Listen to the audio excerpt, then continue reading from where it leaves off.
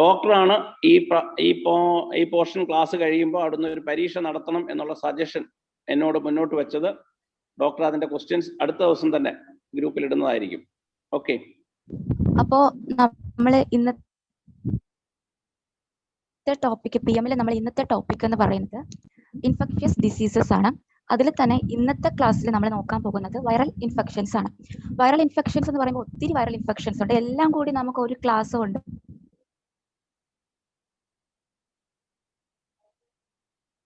തീർക്കാൻ പറ്റാത്തതുകൊണ്ട് ഇന്ന് തീർക്കാൻ പറ്റുന്നത്. അപ്പോൾ വൈറൽ ഫസ്റ്റ് ഓഫ് ഓൾ നമ്മൾ ഏതൊരു ഇൻഫെക്ഷനും പഠിക്കുന്നതിന് മുന്നേ തന്നെ നമ്മൾ മനസ്സിലാക്കിയിരിക്കേണ്ട ഒരു കാര്യമാണ് എന്താണ് ഇൻഫെക്ഷൻ എന്നുള്ളത്. എന്താണ് ഇൻഫെക്ഷൻ എന്നറിയാതെ നമ്മൾ ഈ ടോപ്പിക്കിലോട്ട് കടന്നിട്ട് ഒരു കാര്യമില്ല. അപ്പൊ എന്താണ് ഇൻഫെക്ഷൻ? ഇൻഫെക്ഷന്റെ ഡെഫിനിഷൻ എന്ന് പറയുമ്പോൾ an infection is the result of an interaction between A susceptible host and an infectious agent. That is എന്ന് പറഞ്ഞാൽ നമ്മളൊരു ഇൻഫെക്ഷൻ എന്ന് പറയുന്നത് ഒരു സസെപ്റ്റബിൾ ആയിട്ടുള്ള ഒരു ഹോസ്റ്റിന്റെയും അതുപോലെ തന്നെ ഒരു ഇൻഫെക്ഷ്യസ് ഏജന്റ്. ഈ ഇൻഫെക്ഷ്യസ് ഏജന്റ് എന്ന് പറയുന്നത് ചിലപ്പോൾ ഒരു ബാക്ടീരിയ ആയിരിക്കാം, ചിലപ്പോൾ ഒരു വൈറസ് ആയിരിക്കാം, ചിലപ്പോൾ ഒരു ഫംഗസ് ആയിരിക്കാം, or it may be A parasite, എന്തോ ആവാം. അപ്പോൾ ഒരു സസെപ്റ്റബിൾ ഹോസ്റ്റും ഒരു ഇൻഫെക്ഷ്യസ് ഏജന്റും തമ്മിലുള്ള ഒരു ഇന്ററാക്ഷൻ, അതിനെയാണ് നമ്മൾ ഇൻഫെക്ഷൻ എന്ന് പറയുന്നത്.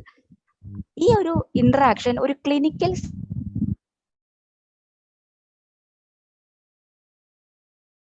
ചെയ്യാൻ തുടങ്ങും. അതിനെയാണ് ഇൻഫെക്ഷൻ. ആ ഒരു സിംറ്റംസ് ഉണ്ടാകുന്നതിന്റെ കാരണം എന്താണ്? ഈ ഒരു ഇൻഫെക്ഷ്യസ് ഏജന്റ് ബോഡിക്ക് ഉള്ളിലേക്ക് പ്രവേശിച്ചിട്ട് ബോഡിയിലുള്ളിൽ തന്നെ അതിന് ഓരോന്നിനും ഒരു സ്പെസിഫിക് സൈറ്റ് ഉണ്ടാവും മൾട്ടിപ്ലിക്കേഷന് വേണ്ടിയിട്ട്. ചിലത് റെസ്പിറേറ്ററി ട്രാക്കിലായിരിക്കും, ചിലപ്പോൾ നമ്മുടെ ലിംഫ് നോഡ്സിൽ വെച്ചിട്ടായിരിക്കും. അങ്ങനെ അതിൻ്റെതായിട്ടുള്ള സൈറ്റിൽ പോയിട്ട് അവിടെ വെച്ചിട്ട് ആ ഒരു പാത്തോജൻ മൾട്ടിപ്ലൈ ചെയ്തിട്ട് അതിന്റെ ഫലമായിട്ട് ഉണ്ടാവുന്ന ഒരു സംഭവമാണ് ഇൻഫെക്ഷൻ എന്ന് പറയുന്നത്. So what is an infection? An infection is the result of an infectious agent. That is a clinical syndrome which is caused by the invasion and multiplication of a pathogen in the body. Okay, clear ആയെന്ന് വിചാരിക്കുന്നു. അപ്പോൾ ഇന്നത്തെ ക്ലാസ്സിൽ നമ്മൾ മനസ്സിലാക്കാൻ പോകുന്നത്, ഞാൻ പറഞ്ഞു കഴിഞ്ഞു, വൈറൽ ഇൻഫെക്ഷൻസ് ആണെന്ന്. സോ വൈറൽ ഇൻഫെക്ഷൻസ് എന്ന് പറയുമ്പോൾ അതിന് ആ ഒരു ടോപ്പിക്കിലേക്ക് കടക്കുന്നതിന് മുമ്പ് ഒരു കാര്യം പറയാനുള്ളത്, സിസ്റ്റമിക് വൈറൽ ഇൻഫെക്ഷൻസ് എല്ലാം തന്നെ നമുക്ക് രണ്ട് രീതിയിൽ ക്ലാസിഫൈ ചെയ്യാം. That is viral infections with exanthem and without exanthem. Exanthem means ചില വൈറൽ ഇൻഫെക്ഷൻസ് നമുക്ക് ഫീവർ അതോ കൂടാതെ റാഷും കൂടിയായിട്ടാണ് കാണിക്കുന്നത്. അതിനെയാണ് ആ ഒരു fever along with wide spread rash, അതിനെയാണ് നമ്മൾ എക്സാന്തംസ് എന്ന് പറയുന്നത്. അതായത് മീസിൽസ്, ചിക്കൻ പോക്സ്, അതുപോലെ തന്നെ റുബല്ല, ഹ്യൂമൻ ഹെർപ്സ് വൈറസ്, അത് പിന്നെ ഷിംഗിൾസ്, ഇതെല്ലാം തന്നെ എക്സാന്തം, അത് റാഷ് ഉള്ള വൈറൽ ഇൻഫെക്ഷൻസ് ആണ്. എന്നാൽ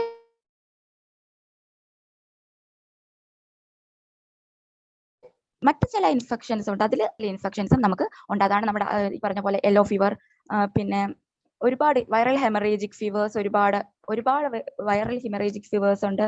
അതുപോലെ സൈറ്റോമെഗാലോ വൈറസ്, ഇൻഫെക്ഷ്യസ് മോണോ, നമുക്ക് പഠിച്ചു വരുമ്പോൾ ഞാൻ പറയാം. അപ്പോൾ ഇന്ന് നമ്മൾ ആദ്യം നോക്കാൻ പോകുന്നത് മീസൽസ് ആണ്.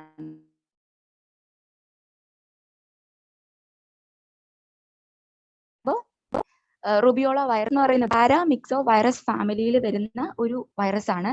And it is an RNA virus. അതൊരു RNA വൈറസ് കൂടി ആണ്. ഈ 10 days ആണ്, 10 ദിവസത്തോളം ഇതിന്റെ ഒരു ഇൻഫെക്ഷൻ വളരെ ആക്റ്റീവായിട്ട് നമ്മുടെ ബോഡിയിൽ ഉണ്ടാവും.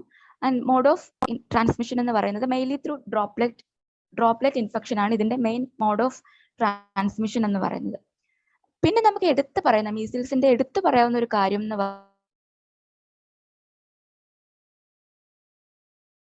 പിന്നെ വരാനുള്ള ചാൻസ് കുറവാണെന്നൊക്കെ പറയും. പക്ഷെ ഇതിന്റെ സെക്കൻഡറി അറ്റാക്ക് റേറ്റ് എന്ന് പറയുന്നത് 90% ആണെന്നാണ് പറയുന്നത്. സെക്കൻഡ് ഒരിക്കൽ വന്നു കഴിഞ്ഞിട്ട് പിന്നെയും വരാനുള്ള ചാൻസ് 90%ഓളം കൂടുതലാണെന്നാണ് പറയുന്നത്. പിന്നെ ഇത് കൂടുതലായിട്ട് മീസിൽസ് എന്ന് പറയുന്ന ഈ വൈറൽ ഇൻഫെക്ഷൻ അത് 5 വയസ്സിൽ താഴെയുള്ള കുട്ടികൾ, 5 വയസ്സ് അതിന് താഴെയുള്ള കുട്ടികളിലാണ് വളരെ കോമൺ ആയിട്ട് ഇത് കണ്ടുവരാറുള്ളത്. അതുകൊണ്ടാണ് ആ ഒരു ഏജ് ഗ്രൂപ്പിൽ കുട്ടികൾക്ക് MMR വാക്സിൻസ് പോലുള്ള വാക്സിൻ കൊടുക്കുന്നതിന്റെ മെയിൻ ഒരു കാരണം എന്ന് പറയുന്നത് ആ ഒരു ഏജ് ഗ്രൂപ്പിൽ പെടുന്ന കുട്ടികൾക്ക് ഇത് വളരെ കോമൺ ആയിട്ട് കാണപ്പെടുന്നത് കൊണ്ടാണ്. പിന്നെ ഇതിന്റെ ഒരു എത്തിയോപത്തോജെനിസിസ്, ഇതിന്റെ ഒരു എത്തിയോപത്തോജെനിസിസ് മീൻസ് ഇതിന്റെ ഒരു ബോഡിയിലേക്ക് പ്രവേശിച്ചിട്ടുള്ള ഇതിന്റെ ഒരു മൾട്ടിപ്ലിക്കേഷൻ, ആ ഒരു കാര്യമൊക്കെ നമ്മൾ നോക്കുകയാണെന്നുണ്ടെങ്കിൽ ഈ റുബിയോള വൈറസ് എന്ന് പറയുന്ന വൈറസ്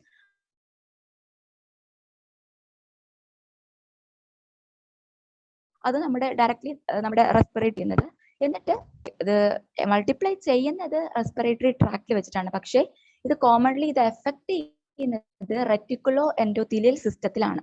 സോ എറ്റിയോപത്തോജെനിസിസിലേക്ക് വരുമ്പോൾ this virus multiplies within the respiratory tract and affects the reticuloendothelial system. Okay, so the next is about, അപ്പോൾ ഇതാണ് മീസിൽസിന്റെ ഒരു ഫസ്റ്റ് ഒരു ഇൻട്രോ ആയിട്ട് നമുക്ക് പറയാനുള്ള ഇത്രയും കാര്യങ്ങളാണ്. Next is about the clinical features of the measles. മീസിൽസിന്റെ ക്ലിനിക്കൽ ഫീച്ചേഴ്സ് ആണ് അടുത്തത്.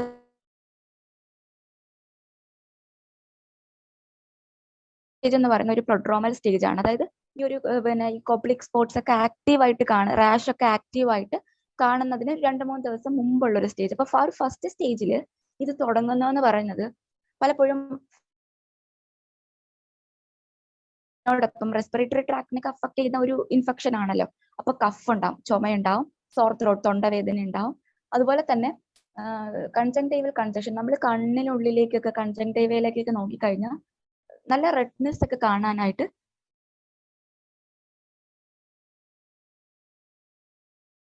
സാധിക്കും. സോ പ്രൊഡ്രോമൽ സ്റ്റേജിൽ ഇതിന്റെ ഒരു മെയിൻ ആയിട്ടുള്ള there will be fever, cough, congestion. അതിനുശേഷം നമുക്ക് ഈ മീസിൽസിന്റെ ടോപ്പിക് നമ്മളൊരു കോമ്പറ്റേറ്റീവ് എക്സാം മോഡിൽ നോക്കുമ്പോൾ നമ്മൾ ഏറ്റവും കൂടുതൽ ശ്രദ്ധിക്കേണ്ട ഒരു കാര്യമാണ് ഈ കൊബ്ലിക് സ്പോട്സ് എന്ന് പറയുന്നത്. ഈ കൊബ്ലിക് സ്പോട്സിനെയാണ് ഇനാന്തം ഓഫ് മീസിൽസ് എന്ന് പറയുന്നത്. What is ഇനാന്തം? ഇനാന്തം എന്ന് പറയുന്നത്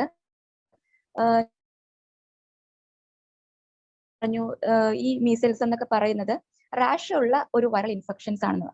അപ്പൊ നമ്മൾ പഠിക്കുന്ന ചില വൈറൽ ഇൻഫെക്ഷൻസിൽ ദർ വിൽ ബി ഇനാന്തംസ്, അതായത് rash appear on the mucous membrane. അതിനെയാണ് നമ്മൾ ഇനാന്തംസ് എന്ന് പറയുന്നത്. So enanthem of measles is Koplik spot. ഈ മീസിൽസിന്റെ ഒരു നമ്മൾ മീസിൽസ് ആണ് അല്ലെ റുബല്ല അല്ല സ്പോട്സ് വെച്ചിട്ടാണ്. What are Koplik spots? Koplik spots എന്ന് പറയുന്നത് they are the erythematous spots present on the opposite side of lower second molar of buccal mucosa. അതായത് നമ്മുടെ buccal mucosa second molar mattress ആയിട്ടുള്ള sports, white sports ആണ് നമ്മൾ കൊബ്ലിക് spots എന്ന് പറയുന്നത്. And ഈ കൊബ്ലിക് സ്പോട്സ് എന്ന് പറയുന്നത് നമുക്ക് ഈ ഒരു മീസിൽസ് റുബിയോള വൈറസിന്റെ ഇൻഫെക്ഷൻ വന്നിട്ട് ഒരു സെക്കൻഡ് ഓർ തേർഡ് ഡേയിലാണ് ഈ കൊബ്ലിക് സ്പോട്സ് നമുക്ക് കാണാനായിട്ട് സാധിക്കുന്നുണ്ടാവും. So this one is very very important. നമ്മൾ കോമ്പറ്റേറ്റീവ് മോഡിൽ പഠിക്കുമ്പോൾ ഇതൊരു ഇമ്പോർട്ടൻ്റ് ആയിട്ടുള്ള ഒരു ഏരിയ ആണ്. That is the enanthem of measles is Koplik spot. പിന്നെ അത് കൊബ്ലിക് സ്പോട്സ് എവിടെയാണ് അപ്പിയർ ചെയ്യുന്നത് അതും വളരെ ഇമ്പോർട്ടൻ്റ് ആണ്. എറിത്തമാറ്റസ്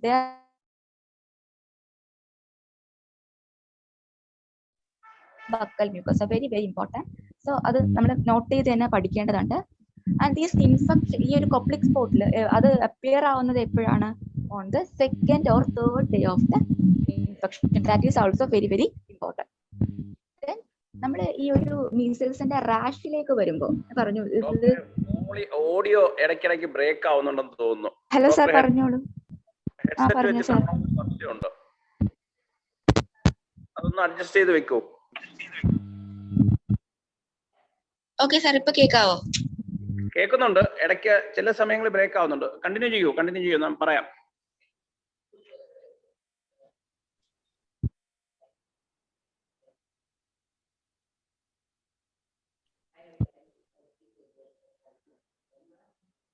ഓക്കെ, തുടർന്നോളൂ.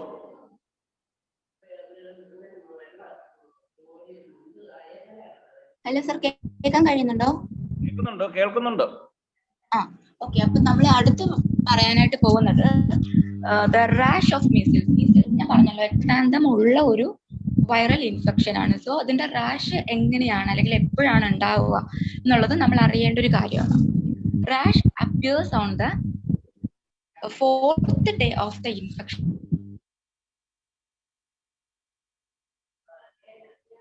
നമ്മുടെ ഇൻഫെക്ഷന്റെ 4th ഡേയിലാണ് നമുക്ക് ഈ rash of the first appear behind the year. ആദ്യമായിട്ട് മീസിൽസിന്റെ ഇൻഫെക്ഷൻ വരും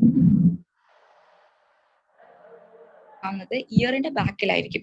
പിന്നെ അത് സ്പ്രെഡ് ചെയ്തിട്ട് ചീക്കിന്റെ പോസ്റ്റീരിയർ പാർട്ടിലേക്കും അതിനുശേഷം അത് മാക്കുലോ പാപ്പുലർ ആയിട്ട് മാറി. പിന്നെ അത് ഫൈനലി നമ്മുടെ ഫേസ്, ട്രങ്ക്, നെക്ക്, ജസ്റ്റ് അങ്ങനെ ഓൾ ബോഡി അത് spread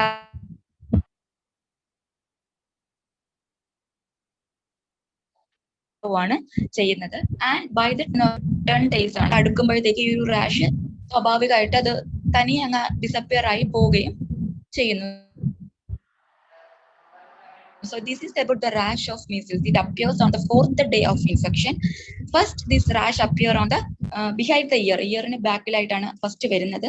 Then posterior part of the cheek, then becomes maculopapular and finally spread to face.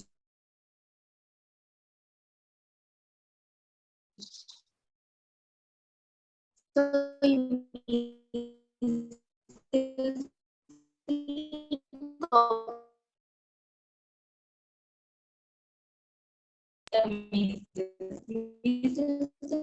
Complications ഇപ്പം എല്ലാ ഡിസീസ്, എല്ലാ വൈറൽ ഇൻഫെക്ഷൻസിനും കോംപ്ലിക്കേഷൻസ് ഉണ്ടാവും. പക്ഷേ ചില വൈറൽ ഇൻഫെക്ഷൻസിൽ നമുക്ക് വളരെ റെയർ ആയിട്ട് കാണുന്ന ചില കോംപ്ലിക്കേഷൻസ് ഉണ്ട്. ഫോർ എക്സാമ്പിൾ ഇപ്പൊ നമ്മുടെ മീസിൽസ് പഠിക്കുമ്പോൾ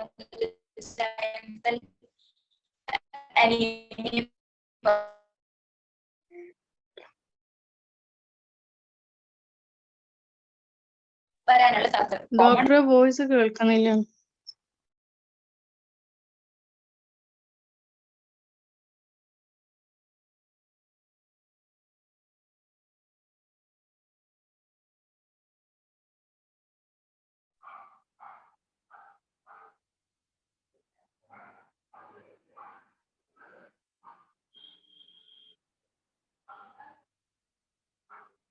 ഡോക്ടറെ നെറ്റ്വർക്ക് പ്രോബ്ലം ഉണ്ടോ? ഹലോ സാർ, കേൾക്കുന്നുണ്ടോ? കേൾക്കുന്നുണ്ട്, ഇടയ്ക്ക് ബ്രേക്ക് ആയി പോകുന്നുണ്ട്. ഇപ്പൊ കേൾക്കുന്നുണ്ട്.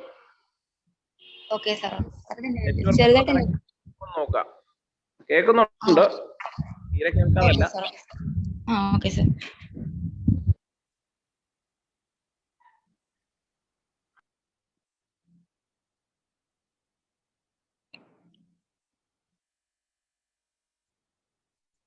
ഹലോ സാർ, കേൾക്കാൻ കഴിയുന്നുണ്ടോ? Hello, okay.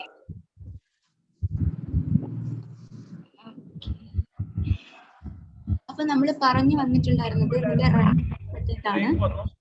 ഇപ്പൊ തീരെയും കേൾക്കുന്നില്ലായിരുന്നു, ഇപ്പൊ കേൾക്കുന്നുണ്ട്, പറഞ്ഞോ. കണ്ടിന്യൂ ചെയ്തോ. Okay okay. അപ്പൊ കോംപ്ലിക്കേഷൻസ് എന്ന് പറയുമ്പോൾ നമ്മൾ എപ്പോഴും അതിന്റെ എന്താ പറയാ, കോമൺ അല്ലാത്ത, അതായത് റെയർ ആയിട്ടുള്ള കോംപ്ലിക്കേഷൻസ് അല്ലെങ്കിൽ ചില ഡിസീസസിന് മാത്രം കാണുന്ന കോംപ്ലിക്കേഷൻസ് ഉണ്ട്. അതൊക്കെയാണ് നമ്മൾ എപ്പോഴും ഇങ്ങനത്തെ ടോപ്പിക്സ് ഒക്കെ പഠിക്കുമ്പോൾ സ്ട്രൈക്ക് ചെയ്ത് പഠിക്കേണ്ടത്. ഇത് കോംപ്ലിക്കേഷൻസ് ഓഫ് മീസിൽസ് ഞാൻ പറയാം. Otitis media, there will be otitis media, broncho pneumonia, laryngitis. പിന്നെ അൺകോമൺ അല്ലെങ്കിൽ വളരെ റെയർ ആയിട്ട് സ്ക്രീൻ ഷെയർ ചെയ്ത് പോയിട്ടുണ്ട് ഡോക്ടർ. ഓക്കെ.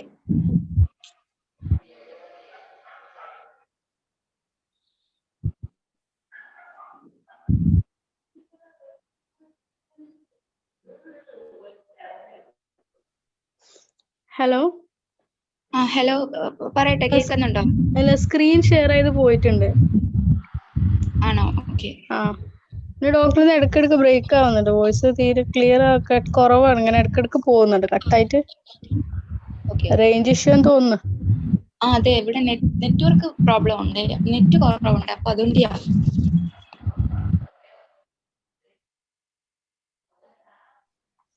സ്ക്രീൻ ഒന്നുകൂടി ഷെയർ ചെയ്ത് നോക്കൂ.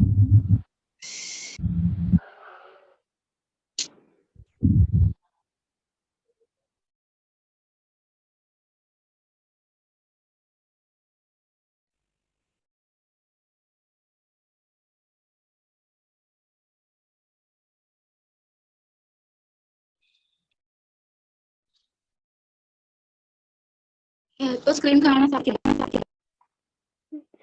സ്ലൈഡ്സ് കാണാൻ സാധിക്കില്ല.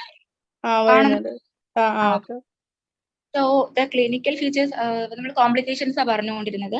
അപ്പൊ കോംപ്ലിക്കേഷൻസിനെ പറ്റി പറഞ്ഞപ്പോൾ ഞാൻ പറഞ്ഞല്ലോ, നമ്മൾ എപ്പോഴും ഇങ്ങനത്തെ കോംപ്ലിക്കേഷൻ പഠിക്കുമ്പോൾ ഇതിന്റെ റെയർ ആയിട്ടുള്ള, അതായത് ഇപ്പോ നമ്മൾ മീസിൽസ് കാണുന്ന ഒരു കോംപ്ലിക്കേഷൻ ആണ് ജയന്റ് സെൽ ന്യൂമോണിയ. സോ എക്സാമിന് ചോദിക്കുന്നുണ്ടാവുക പലപ്പോഴും giant cell pneumonia is the complication of dash എന്നായിരിക്കും ചോദിക്കുന്നുണ്ടാവുക. അപ്പം അങ്ങനെ വളരെ അല്ലെങ്കിൽ വളരെ മറ്റ് വൈറൽ ഇൻഫെക്ഷൻസിൽ കാണാത്ത, എന്നാൽ ഇതിൽ മാത്രം കാണുന്ന അങ്ങനെയുള്ള കോംപ്ലിക്കേഷൻസ് മിക്ക ഇൻഫെക്ഷൻസിലും ഉണ്ടാവും. അങ്ങനെ ഇൻഫെക്ഷൻസിൽ നിന്നല്ല, നമ്മൾ പഠിക്കുന്ന ചില ടോപ്പിക്സിലൊക്കെ ഉണ്ടാവും. അത് നമ്മൾ സ്ട്രൈക്ക് ചെയ്ത് പഠിക്കാനായിട്ട് ശ്രദ്ധിക്കുക എന്നുള്ളതാണ് ഇവിടെ പറയേണ്ട ഒരു ഇമ്പോർട്ടന്റ് ആയിട്ടുള്ള കാര്യം. അപ്പൊ കോംപ്ലിക്കേഷൻസ് എന്തൊക്കെയാണ്? Otitis media, bronchopneumonia, laryngitis, giant cell pneumonia, and there will be subacute sclerosing panencephalitis. ഇതെല്ലാം ഇതിന്റെ കോംപ്ലിക്കേഷൻസ് ആണ്. സോ ഈ ഒരു ഏരിയയിൽ നമുക്ക് ക്വസ്റ്റ്യൻസ് വരാൻ സാധ്യതയുള്ളത് ഫസ്റ്റ് കോപ്ലിക് സ്പോട്സ്. നമ്മൾ ഇനാന്തം ഓഫ് അൺമ്യൂട്ട് ചെയ്യണേ, അല്ല മ്യൂട്ട് ചെയ്യണേ. ഓക്കെ, ഡോക്ടർ കണ്ടിന്യൂ ചെയ്തു. Okay, so enanthem of measles is Koplik spot. And Koplik spots എവിടെയാണ് കാണുന്നത്? They are the erythematous spots present on the opposite side of lower second molar of the buccal mucosa. അത് important ആണ്. Opposite side of second molar of buccal mucosa. And these Koplik spots എപ്പോഴാണ് കണ്ടു തുടങ്ങുന്നത്? On the second or third day of infection. Then റാഷിനെ കുറിച്ചും ഞാൻ പറഞ്ഞതാണ്. Appears on the fourth day of infection. First appears ബിഗൈൻ the year and fades away by the day of 10. Okay, complications, എല്ലാ complications important ആണ്, but more important is giant cell pneumonia and SSP അഥവാ sub acute sclerosing പാൻഎൻസിഫാലിറ്റീസ് എന്ന് പറയുന്ന അതിന്റെ complication. ഈ രണ്ട് complications important ആണ്. നെക്സ്റ്റ് ഈസ് മീസിൽസിന്റെ ഡയഗ്നോസിസിലേക്ക് വരുമ്പോൾ ഇതിന്റെ ഡയഗ്നോസിസ് നമ്മൾ എപ്പോഴും ക്ലിനിക്കലാണ്. അതായത് നമ്മൾ ഇതിന്റെ സിംറ്റംസും ആ ഒരു ക്യാരക്ടറിസ്റ്റിക്സ് ആയിട്ടുള്ള അതിന്റെ ആ കോപ്ലിക് സ്പോട്സ് ഒക്കെ വെച്ചിട്ടാണ് ഇതിനെ നമ്മൾ മിക്കപ്പോഴും ഇതിനെ നമ്മൾ ഇവാലുവേറ്റ് ചെയ്യുന്നത്. എന്നിരുന്നാലും നമ്മളൊരു ബ്ലഡ് ടെസ്റ്റിനോ അങ്ങനെയൊക്കെ പോയി കഴിഞ്ഞാൽ there will be increased IgM antibodies. So most of the infectionsലും ഈ ഒരു IgM എന്ന് പറയുന്ന ആന്റിബോഡീസ് ഇൻക്രീസ്ഡ് ആയിരിക്കും. അതുപോലെ തന്നെ മീസിൽസിലും ഇൻക്രീസ്ഡ് ആണ്. മെയിൻലി ഇതിന്റെ ഡയഗ്നോസിസ് എന്ന് പറയുന്നത് ക്ലിനിക്കലി അതിന്റെ സിംറ്റംസ് ഒക്കെ വെച്ചിട്ട് തന്നെ ആയിരിക്കും. ദെൻ ട്രീറ്റ്മെന്റിലേക്ക് വരുമ്പോൾ വളരെ സപ്പോർട്ടേറ്റീവ് ആയിട്ടുള്ള ട്രീറ്റ്മെന്റ് ആണ്. പിന്നെ ഈ നമ്മൾ എവിടെ ശ്രദ്ധിക്കേണ്ട ഒരു കാര്യം എന്ന് പറഞ്ഞാൽ വൈറ്റമിൻ എ സപ്ലിമെന്റേഷൻ. വന്ന ഒരാൾക്ക് കുട്ടികൾക്കാണെങ്കിൽ പോലും നമ്മൾ വൈറ്റമിൻ എ എപ്പോഴും എന്താ പറയാ ആവശ്യമുണ്ട്.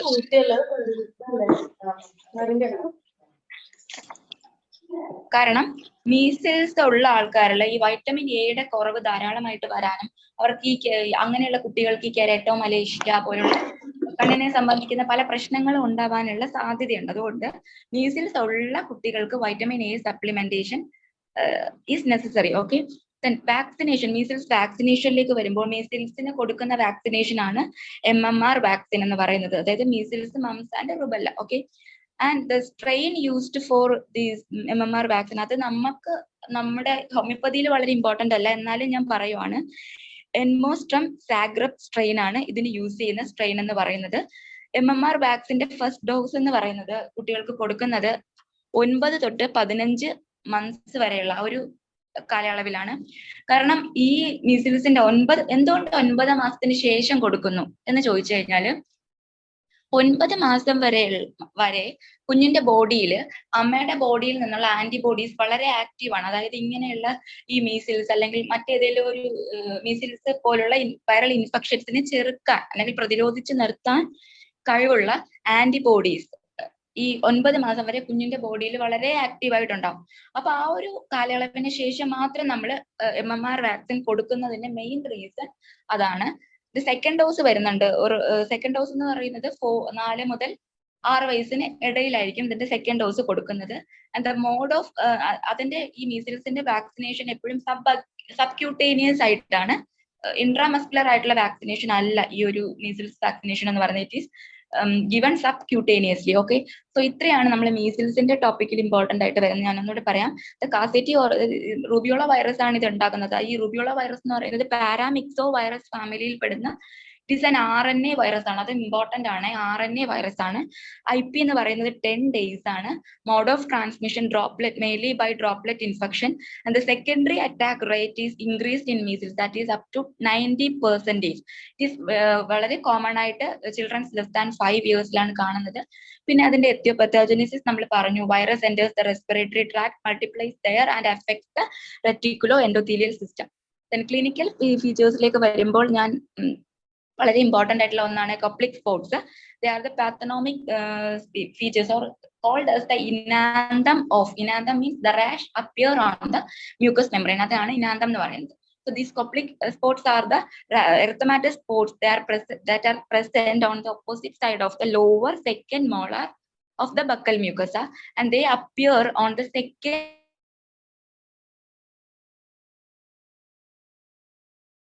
or third day of infection. So coplic there will be ചോദിക്കാൻ സാധ്യതയുള്ള ഒരു ഏരിയ ആണ്. Appear on the 4th day of infection. First appear behind the ear, then to the posterior part of the cheek, then becomes macular,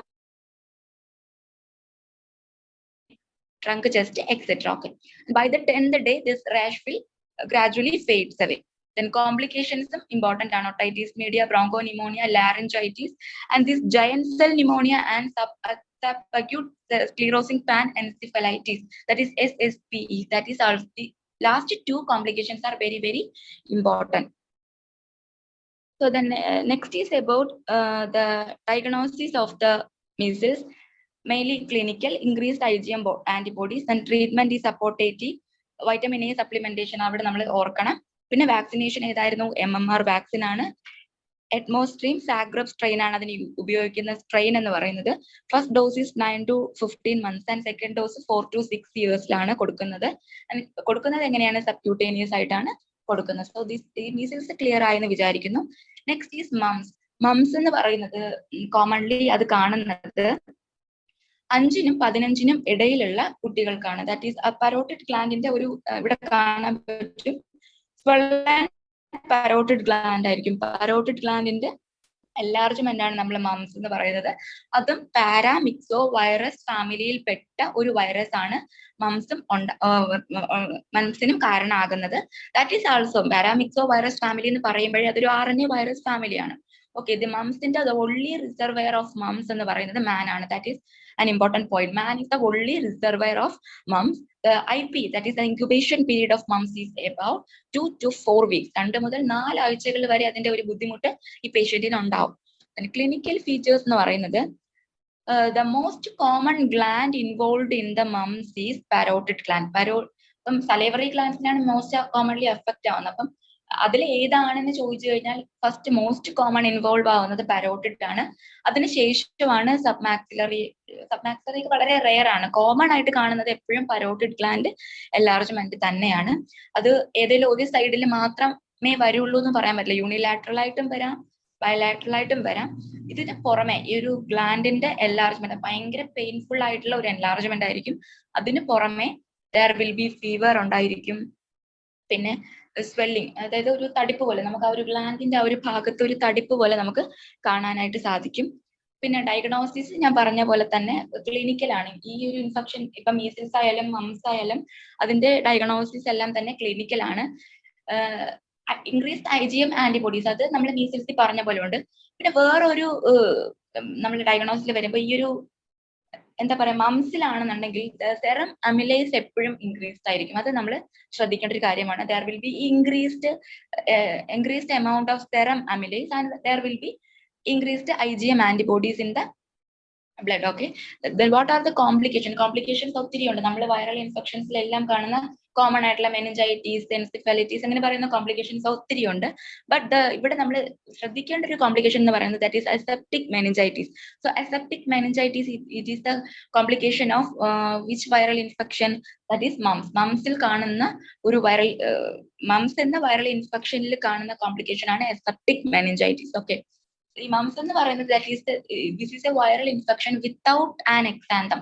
that is exanthem ഞാൻ പറഞ്ഞു കഴിഞ്ഞു. The infection which appear as ഫീവറിനോടൊപ്പം തന്നെ there will be wide spread rash കൂടി ഉള്ളതിനെയാണ് നമ്മൾ എക്സാന്തം എന്ന് പറയുന്നത്. ബട്ട് ഈ ഒരു മംസിൽ നമ്മൾ it is not a viral infection with exanthem, it is a viral infection without exanthem ആണ്. അതായത് അവിടെ നമുക്ക് റാഷസ് കാണാൻ പറ്റുന്നില്ല. വള്ളി there will be swollen parotid or salivary glands. Okay, then the treatment is symptomatic ആയിട്ടുള്ള ട്രീറ്റ്മെന്റ് ആണ്. And മംസിന് നമ്മൾ കൊടുക്കുന്നതും ഞാൻ നേരത്തെ പറഞ്ഞ പോലെ MMR വാക്സിൻ തന്നെയാണ്. അത് കൊടുക്കുന്നത് എങ്ങനെയാണെന്നും കൊടുക്കുന്ന ടൈമും നമ്മൾ മീസിൽസിൽ പറഞ്ഞിട്ടുണ്ടായിരുന്നു. That is first dose is given 9 to 15 months.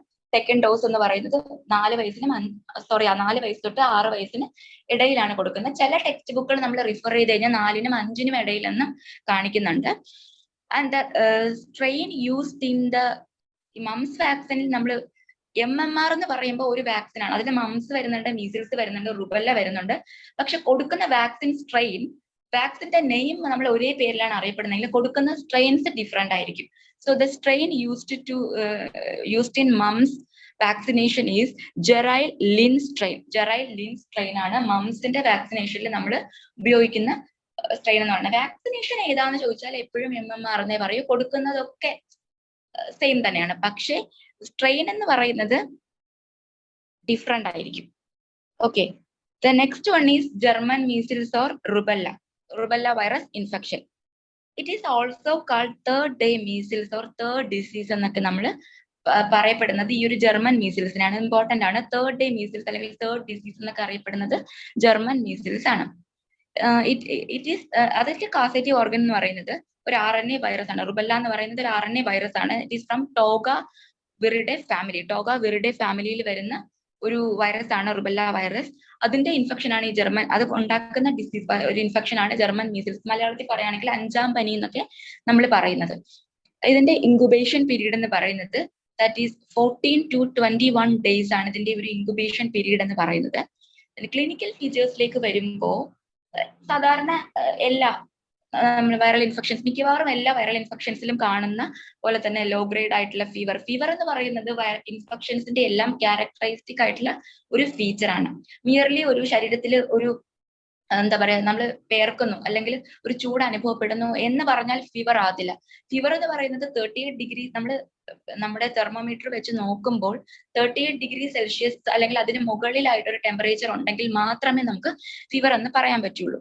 അപ്പോ ഈ ഒരു ജർമ്മൻ മീസിൽസിന്റെ ക്യാരക്ടറിസ്റ്റിക് ക്ലിനിക്കൽ ഫീച്ചേഴ്സിലേക്ക് നമ്മൾ നോക്കുമ്പോൾ ദർ വിൽ ബി എല്ലാ വൈറൽ ഇൻഫെക്ഷൻസിലും കാണുന്ന കോമൺ ആയിട്ടുള്ള ഒരു ഫീച്ചർ ആണ് fever. So there will be low grade fever. പിന്നെ സോർ ത്രോട്ട്, തൊണ്ടവേദന ഉണ്ടാവും. Next one is important. The inanthem of German measles or rubella virus infection, that the Forchheimer spots. Forchheimer spots ആണ് German മീസിൽസിന്റെ ഇനാന്തം. അത് important ആയിട്ടുള്ള ഒരു MCQ ആണ്. എന്താ പറയാ, Forchheimer spot. What are Forchheimer spot എന്ന് പറയുന്നത് എന്താണ്? They are the petechial hemorrhages on the soft palate. നമ്മുടെ വാക്കുള്ളിൽ സോഫ്റ്റ് പാലറ്റ് എന്ന് പറയുന്ന മ്യൂക്കസ് മെംബ്രെയിൻ ഉള്ളത്. അതുകൊണ്ടാണ് അതിന് ഇനാന്തം എന്ന് പറയുന്നത്.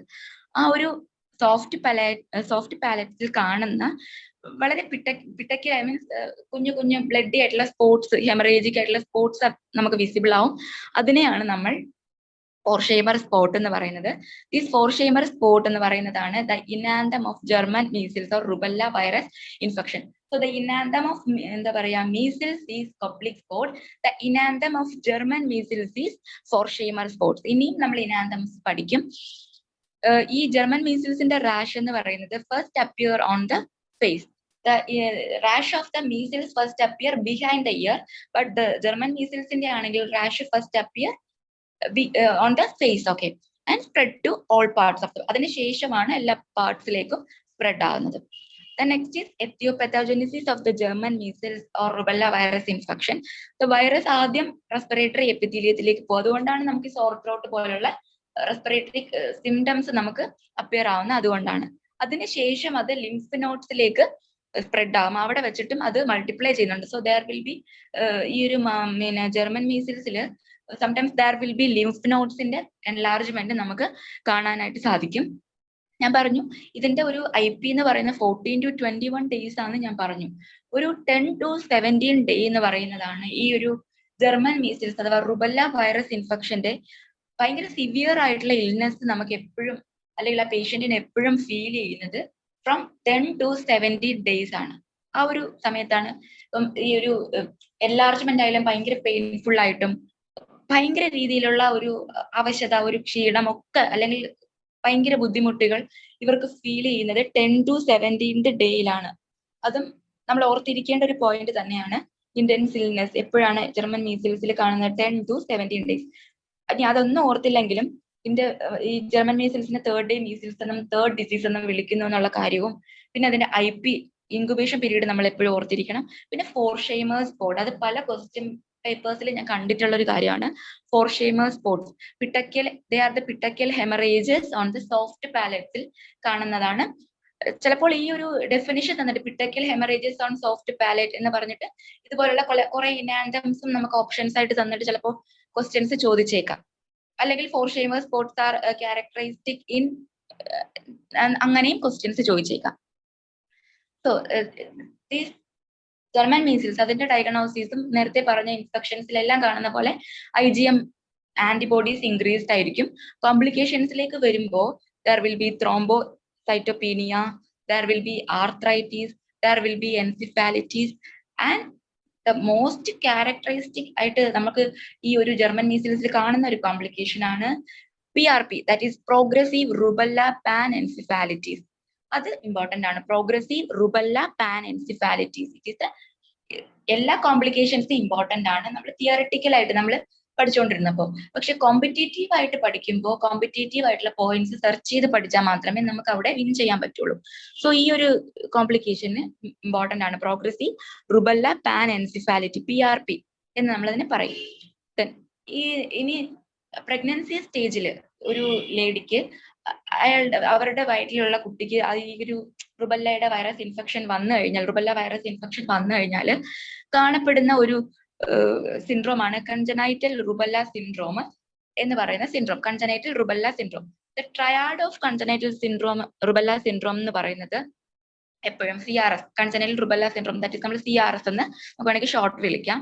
അതിന്റെ ട്രയാഡ് എന്ന് പറയുന്നത് there will be deafness, cataract and heart defect. Heart defect എന്ന് പറയുമ്പോൾ മോസ്റ്റ് കോമൺ ആയിട്ട് ഇതിൽ കാണുന്ന heart defect is patent ductus arteriosus. അതും ഇമ്പോർട്ടന്റ് ആണ്. അതായത് ഈ കൺജനൈറ്റൽ റുബല്ല ഉള്ള കുട്ടികളിൽ കാണപ്പെടുന്ന കോമൺ ഹാർട്ട് ഡിഫക്ട് ഏതാണ് എന്ന് വേണമെങ്കിൽ നമുക്ക് എക്സാമിന് ചോദിക്കാം. അതുപോലെ ഇപ്പം കൺജനൈറ്റൽ റുബല്ല സിൻഡ്രോം ട്രയാഡില് 2 സിംറ്റംസ് തന്നിട്ട് ഇനി വരുന്ന ഒരു സിംറ്റം ഏതാണ് എന്ന് വേണമെങ്കിൽ നമുക്ക് ക്വസ്റ്റ്യൻസ് ചോദിക്കാം. ഓക്കെ, അതിനോടൊപ്പം തന്നെ കൺജനൈറ്റൽ റുബല്ല സിൻഡ്രോമിൽ കാണുന്ന ഒരു സൈനാണ്, അത് വേണമെന്ന് നിർബന്ധമില്ല, ചിലരിൽ ഉണ്ടാവാം ചിലരിൽ ഉണ്ടാവാതെ ഇരിക്കാം. Plus or minus blueberry, plus or minus എന്ന് ഉദ്ദേശിക്കുന്നത് ചിലപ്പോൾ ഉണ്ടാവാം ചിലപ്പോൾ ഉണ്ടാകാതെ ഇരിക്കാം എന്നാണ് ഉദ്ദേശിക്കുന്നത്. ബ്ലൂബെറി മഫിൻ റാഷ്, അതാണ് നമ്മൾ ഈ ഒരു ജർമ്മൻ മീസിൽസിൽ കാണുന്ന ഒരു ടൈപ്പ് ഓഫ് ഒരു സൈൻ ആണ് ഈ ബ്ലൂബെറി മഫിൻ റാഷ് എന്ന് പറയുന്നത്. അത് 2 ചീക്സിലും ഇങ്ങനെ ഭയങ്കര റെഡിഷ് ആയിട്ട്, നമുക്ക് ഗൂഗിളിലൊക്കെ അതിന്റെ പിക്ചേഴ്സ് അവൈലബിൾ ആണ്, നമ്മൾ നോക്കിക്കഴിഞ്ഞാൽ മനസ്സിലാവും ബ്ലൂബെറി മഫിൻ റാഷ്. ദെൻ ട്രീറ്റ്മെന്റിലേക്ക് വരുമ്പോൾ സപ്പോർട്ടേറ്റീവ് ആയിട്ടുള്ള ട്രീറ്റ്മെന്റ്, അതായത് പേഷ്യന്റിന് എപ്പോഴും നമ്മൾ നല്ല കെയർ കൊടുക്കുക, പേഷ്യന്റിന്റെ സിംറ്റംസിന് അനുസരിച്ചിട്ടുള്ള ഡയറ്റ്, ആ കാര്യങ്ങളൊക്കെ ഫോളോ ചെയ്യുക. അപ്പം വളരെ സപ്പോർട്ടേറ്റീവ് ആയിട്ടുള്ള ട്രീറ്റ്മെന്റ് ആണ്. പിന്നെ ഇതിനും നമ്മൾ ഉപയോഗിക്കുന്ന വാക്സിൻ എന്ന് പറയുന്നത് MMR വാക്സിൻ ആണ്. ഇത് strain used is RA27/3 strain ആണ് ജർമ്മൻ മീസിൽസിന് ഉപയോഗിക്കുന്ന സ്ട്രെയിൻ എന്ന് പറയുന്നത്. So this is about German measles. German measles എന്ന് പറഞ്ഞാൽ റുബല്ല വൈറസ് ഇൻഫെക്ഷൻ ആണ്. It is also called third day measles or third disease. It is the rubella virus is from Togaviridae family. It is an RNA virus. Then incubation period is 14 to 21 days. The clinical features എന്ന് പറയുമ്പോൾ there will be എല്ലാ ഇൻഫെക്ഷൻസിനെ കാണുന്ന പോലെ law grade fever ഉണ്ടാവും, sore throat ഒക്കെ ഉണ്ടാവും. പക്ഷെ characteristic ആയിട്ട് നമ്മൾ ഇവിടെ പഠിക്കേണ്ടത് ഫോർഷൈമർ സ്പോട്ട്സ് ആണ്.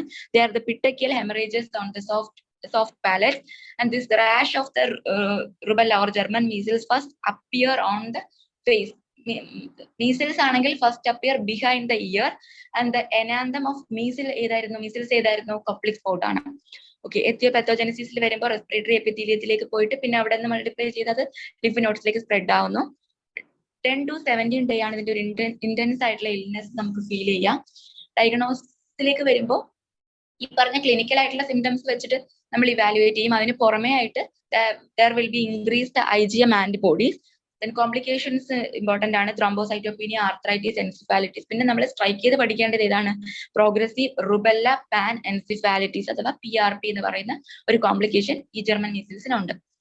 Then congenital rubella syndrome, the triad of congenital rubella syndrome എന്ന് പറയുമ്പോൾ ഡെഫ്നെസ് ഉണ്ടാവും, കാറ്ററേറ്റ് ഉണ്ടാവും, ഹാർട്ട് ഡിഫക്റ്റ് ഉണ്ടാവും. അതിൽ കോമൺ ആയിട്ട് കാണുന്നത് PDA എന്ന് പറയുന്ന പേറ്റന്റ് ഡക്റ്റസ് ആർട്ടീരിയോസിസ് എന്ന് പറയുന്ന നമ്മുടെ ഹാർട്ട് ഡിഫക്റ്റ് ആണ്. കോമൺ ആയിട്ട് കൺജനൈറ്റൽ റുബല്ല സിൻഡ്രോം വന്ന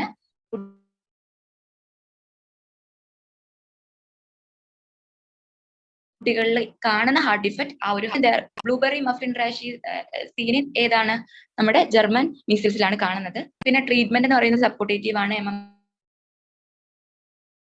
MMR വാക്സിൻ ആണ് കൊടുക്കുന്നത്. RA27/3 സ്ട്രെയിൻ ആണ് യൂസ് ചെയ്യുന്നത്. Okay, the next one is chicken box. Chicken box എന്ന് പറയുന്നത് നമുക്ക് എല്ലാവർക്കും അറിയാം, വാരിസെല്ല സോസ്റ്റർ വൈറസ് ആണ്. അത് ഉണ്ടാക്കുന്നത് വാരിസെല്ല സോസ്റ്റർ വൈറസ് ആണ്. ഹെർട്സ് വൈറസ് ഫാമിലിയിൽ പെടുന്ന ഒരു വൈറസ് ആണ് ഈ ഒരു ചിക്കൻ ബോക്സ് ഉണ്ടാക്കുന്ന വാരിസെല്ല സോസ്റ്റർ വൈറസ്. നമ്മൾ ഇത്രയും നേരെ പഠിച്ചുകൊണ്ടിരുന്നത് രണ്ടും RNA വൈറസ് ആണ്. പക്ഷേ വാരിസെല്ല സോസ്റ്റർ വൈറസ് എന്ന് പറയുന്നത്, വാരിസെല്ല എന്ന് പറയുന്നത് ഒരു DNA വൈറസ് ആണ്. വാരിസെല്ലയുടെ അല്ലെങ്കിൽ ചിക്കൻ ബോക്സിന്റെ IP എന്ന് പറയുന്നത് 11 to 20 ഡേയ്സ് ആണ്. എത്തിയോപെത്തോജെനിസിസിലേക്ക് വരുമ്പോൾ വാരിസെല്ല സോസ്റ്റർ വൈറസ് എന്ന് പറയുന്നത് റെസ്പിറേറ്ററി എപ്പിത്തീലിയത്തിലേക്ക് ആദ്യം അങ്ങോട്ടേക്ക് പോകും. അവിടെ നിന്നിട്ട് അത് മൾട്ടിപ്ലൈ ചെയ്തിട്ട് പിന്നെ ഡിഫറെന്റ് ഓർഗൻസിലേക്ക്, പല ഓർഗൻസിലേക്ക് മൈഗ്രേറ്റ് ചെയ്യുകയാണ് ചെയ്യുന്നത്. അപ്പൊ തന്നെ മൾട്ടിപ്ലിക്കേഷൻ എന്ന് പറയുന്നത് റെസ്പിറേറ്ററി എപ്പിത്തീലിയത്തിൽ വെച്ചിട്ടാണ് എപ്പോഴും സംഭവിക്കുന്നത്. ചിക്കൻ ബോക്സിന്റെ മോഡ് ഓഫ് ട്രാൻസ്മിഷൻ എന്ന് പറയുന്നത് ഒരു എന്താ പറയാ ഡയറക്റ്റ് കോണ്ടാക്ട് വഴി വരുന്നുണ്ട്. അതായത് ഇപ്പൊ നമ്മൾ ചിക്കൻ ബോക്സ് ഉള്ള ഒരു പേഷ്യന്റുമായിട്ട് നമ്മൾ, അതുകൊണ്ടാണ് ചിക്കൻ ബോക്സ് വരുമ്പോൾ എപ്പോഴും പേഷ്യൻസിനെ മാറ്റി നിർത്തുന്നത്. അതായത് അതില്ലാത്ത ഒരാളിൽ നിന്ന് എപ്പോഴും മാറ്റി നിർത്തുന്നത് അല്ലെങ്കിൽ ക്വാറന്റൈൻ ചെയ്യപ്പെടുന്നത് എപ്പോഴും ഡയറക്റ്റ് കോണ്ടാക്റ്റിൽ സ്പ്രെഡ് ചെയ്യും എന്നുള്ളത് കൊണ്ടാണ്. പിന്നെ എയർബോൺ, അതായത് ഇപ്പം ഈ ചിക്കൻ ബോക്സ് ഉള്ള ആൾക്കാർ തുമ്മുമ്പോഴോ അങ്ങനെയൊക്കെ അതുവഴിയും എയർ വഴിയും ഈ വൈറസ് സ്പ്രെഡ് ആവാനുള്ള ചാൻസ് കാണുന്നുണ്ട്. Next is about the clinical features of the chicken box. ചിക്കൻ ബോക്സിലും ഈ പറഞ്ഞ പോലെ 3 സ്റ്റേജസ് ആയിട്ടാണ് അതിന്റെ സിംറ്റംസും പോകുന്നത്. നമ്മൾ ഈ ഒരു മോഡൽ, കോമ്പറ്റീറ്റീവ് മോഡൽ പഠിക്കുമ്പോൾ ഞാൻ ഇനി പറയുന്ന ക്ലിനിക്കൽ ഫീച്ചേഴ്സ് നമ്മൾ ശ്രദ്ധിച്ച് പഠിച്ചാൽ മതിയാവും. ആദ്യം തന്നെ ഇതിന് എന്താ പറയാ മ്യൂക്കസൽ സർഫസസിൽ ആദ്യം തന്നെ വെസിക്കുലാർ ആയിട്ടുള്ള ഒരു ഇറപ്ഷൻ തുടങ്ങും. ഈ വെസിക്കുലാർ ആയിട്ടുള്ള ഇറപ്ഷൻ പിന്നെ ഒരു വളരെ റാപ്പിഡ് ആയിട്ട് അത് ഡെസിമിനേറ്റ് ചെയ്തിട്ട് ഒരു ചിക്കൻ പോക്സും അതുപോലെ തന്നെ നമ്മുടെ സ്മോൾ പോക്സും തമ്മിൽ ഈ ഒരു റാഷിന്റെ കാര്യത്തിൽ ഒരുപാട് ഡിഫറൻസസ് ഉണ്ട്. അത് നമ്മൾ സ്മോൾ പോക്സ് കൂടെ പഠിച്ചു കഴിഞ്ഞിട്ട് നമുക്ക് അത് രണ്ടും കൂടി നമുക്ക് ഡിഫറൻഷിയേറ്റ് ചെയ്ത് പഠിക്കാം. ഇപ്പോ ഇവിടെ നമ്മുടെ വെസിക്കുലാർ ആയിട്ടുള്ള ഇറപ്ഷൻ ആദ്യം തുടങ്ങിയിട്ട് പിന്നെ അത് വളരെ റാപ്പിഡ് ആയിട്ട്, അതായത് വളരെ പെട്ടെന്ന് അതിങ്ങനെ സ്പ്രെഡ് ചെയ്തിട്ട് ഒരു സെൻട്രിപിറ്റൽ ആയിട്ടുള്ള ഒരു ഡിസ്ട്രിബ്യൂഷനിൽ അത് വളരെ വേഗത്തിൽ സ്പ്രെഡ് ചെയ്യുന്നു. അത് ഏറ്റവും കൂടുതലായിട്ട് നമുക്ക് ഈ റാഷ് കൂടുതൽ ഡെൻസ് ആയിട്ട് നമുക്ക് കാണാൻ പറ്റുന്നത് ട്രങ്കിലും നമ്മുടെ ലിംസിൽ നോക്കിക്കഴിഞ്ഞാലും അതിങ്ങനെ ഇങ്ങനെ റാഷ് ഉണ്ടാവും. പക്ഷെ ഇങ്ങനെ അവിടെ ആയിട്ട് നമുക്ക് ലിംബില് മാത്രമുള്ള ഒരു റാഷ് നോക്കിയിട്ട് നമുക്ക് എപ്പോഴും അത് ചിക്കൻ ബോക്സ് ആണെന്ന് നമുക്ക് പെട്ടെന്ന് തിരിച്ചറിയാൻ പറ്റിക്കൊള്ളണം എന്നില്ല. സോ ട്രങ്കിലാണ് ഈ ഒരു ചിക്കൻ ബോക്സിന്റെ റാഷ് വളരെ ഡെൻസ് ആയിട്ട് കാണപ്പെടുന്നത്. പിന്നെ അടുത്ത 2-3 ദിവസം കഴിയുമ്പോൾ പുതിയ റാഷസ് ഇങ്ങനെ വളരെ പെട്ടെന്ന് ഇങ്ങനെ ഉണ്ടായിക്കൊണ്ടേയിരിക്കും. അതിന് ക്രോപ്പ് നമ്മളിങ്ങനെ ഒരു മഞ്ഞ തുള്ളിയൊക്കെ ഇരിക്കുന്നത് പോലെ തരത്തിലുള്ള റാഷസ് ആയിരിക്കും ഇതിന് ഉണ്ടാവുക. ആൻഡ് ഈ റാഷസ് എല്ലാം തന്നെ വളരെ റാപ്പിഡ്ലി സ്പ്രെഡിങ് ആയിട്ടുള്ള റാഷസ് ആയിരിക്കും. അത് ഒരു ദിവസം ഉണ്ടാവും, പിറ്റേ ദിവസം എഴുന്നേൽക്കുമ്പോഴത്തേക്ക് റാഷ് പിന്നെയും കൂടും. അങ്ങനെ ഡേ ബൈ ഡേ കഴിയും തോറും റാഷസ് ഇങ്ങനെ പുതിയ റാഷസ് ഉണ്ടായി ഇങ്ങനെ സ്പ്രെഡ് ചെയ്തുകൊണ്ടേയിരിക്കും. റാഷ് ആദ്യം ഞാൻ പറഞ്ഞല്ലോ, ആദ്യം ഒരു വെസിക്കുലർ ഇറപ്ഷൻ ആയിട്ട് ബിഗിൻ ചെയ്തിട്ട് വെസിക്കിൾസ് ആയിട്ട് ആദ്യം തുടങ്ങും. അതിനുശേഷം അത് ചെറിയ പിങ്ക് കളറിലുള്ള മാക്യൂൾസ് ആയിട്ട് മാറി ഫൈനലി പസ്റ്റ്യൂൾസ് ആയിട്ട് മാറുകയാണ് ചെയ്യുന്നത്. സോ വെസിക്കിൾസ് പിന്നെ മാക്യൂൾസ് പിന്നെ പസ്റ്റ്യൂൾസ് ഇങ്ങനെ 3 സ്റ്റേജിൽ കൂടെയാണ് ഈ ഒരു വാരിസെല്ല സോസ്റ്റർ റാഷ് എപ്പോഴും കടന്നു പോയിക്കൊണ്ടിരിക്കുന്നത്. ഇൻഫെക്ടിവിറ്റി എന്ന് പറയുന്നത് ലാസ്റ്റ് അപ് ടു 4 days. പക്ഷെ 48 hours ആണ് ഇതിന്റെ ഹയസ്റ്റ് ഇൻഫെക്ടിവിറ്റി എന്ന് പറയുന്നത്. പക്ഷെ ഒരു 4 ദിവസം വരെ ഇതിന്റെ ഇൻഫെക്ടിവിറ്റി നമുക്ക് എന്താ പറയുക വളരെ കൂടുതലാണെന്ന് തന്നെ പറയാൻ പറ്റും.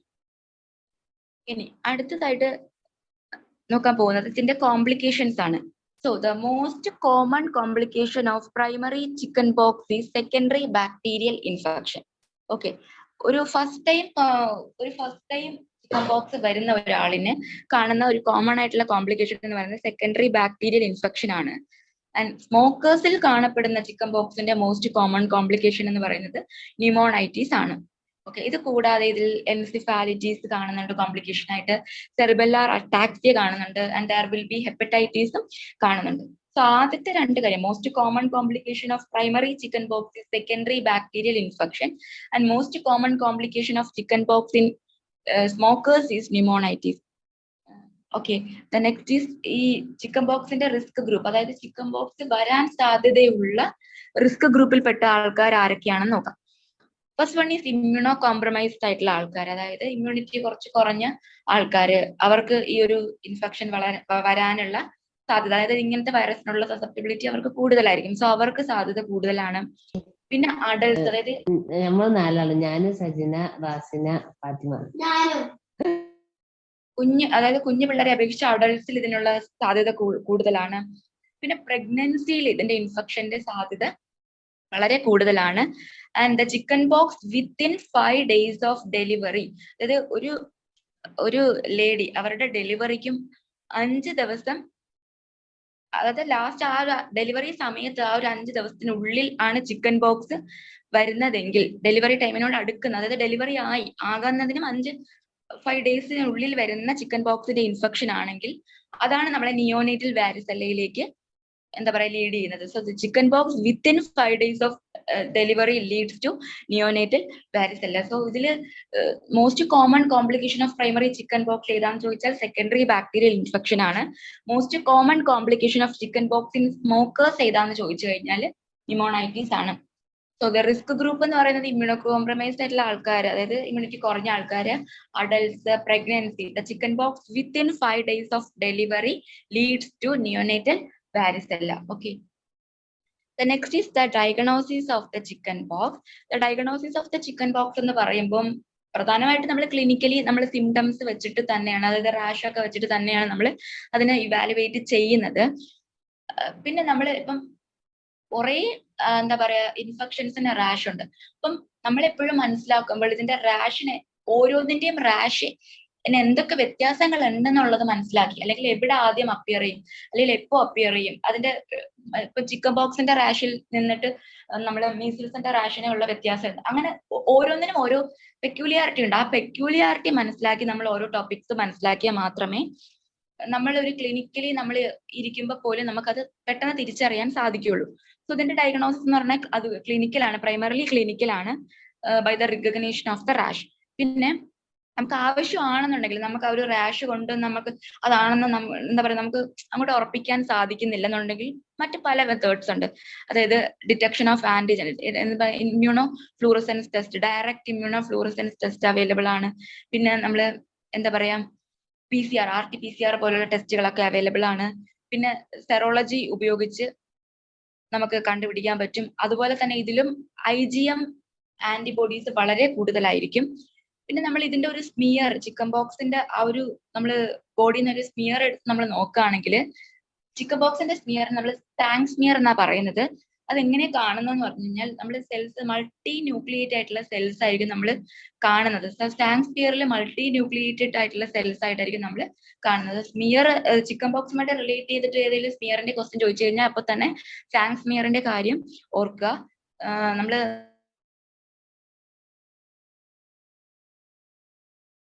ഇത് ചിക്കൻ ബോക്സ് ആണ് എന്നുള്ളത്, അല്ലെങ്കിൽ വാരിസെല്ല വൈറസ് ഇൻഫെക്ഷൻ ആണെന്നുള്ളത് നമുക്ക് ഉറപ്പിക്കാൻ പറ്റും.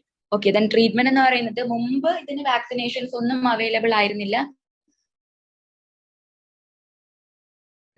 പതിവ് ക്വാറന്റൈൻ ഒക്കെ തന്നെയായിരുന്നു.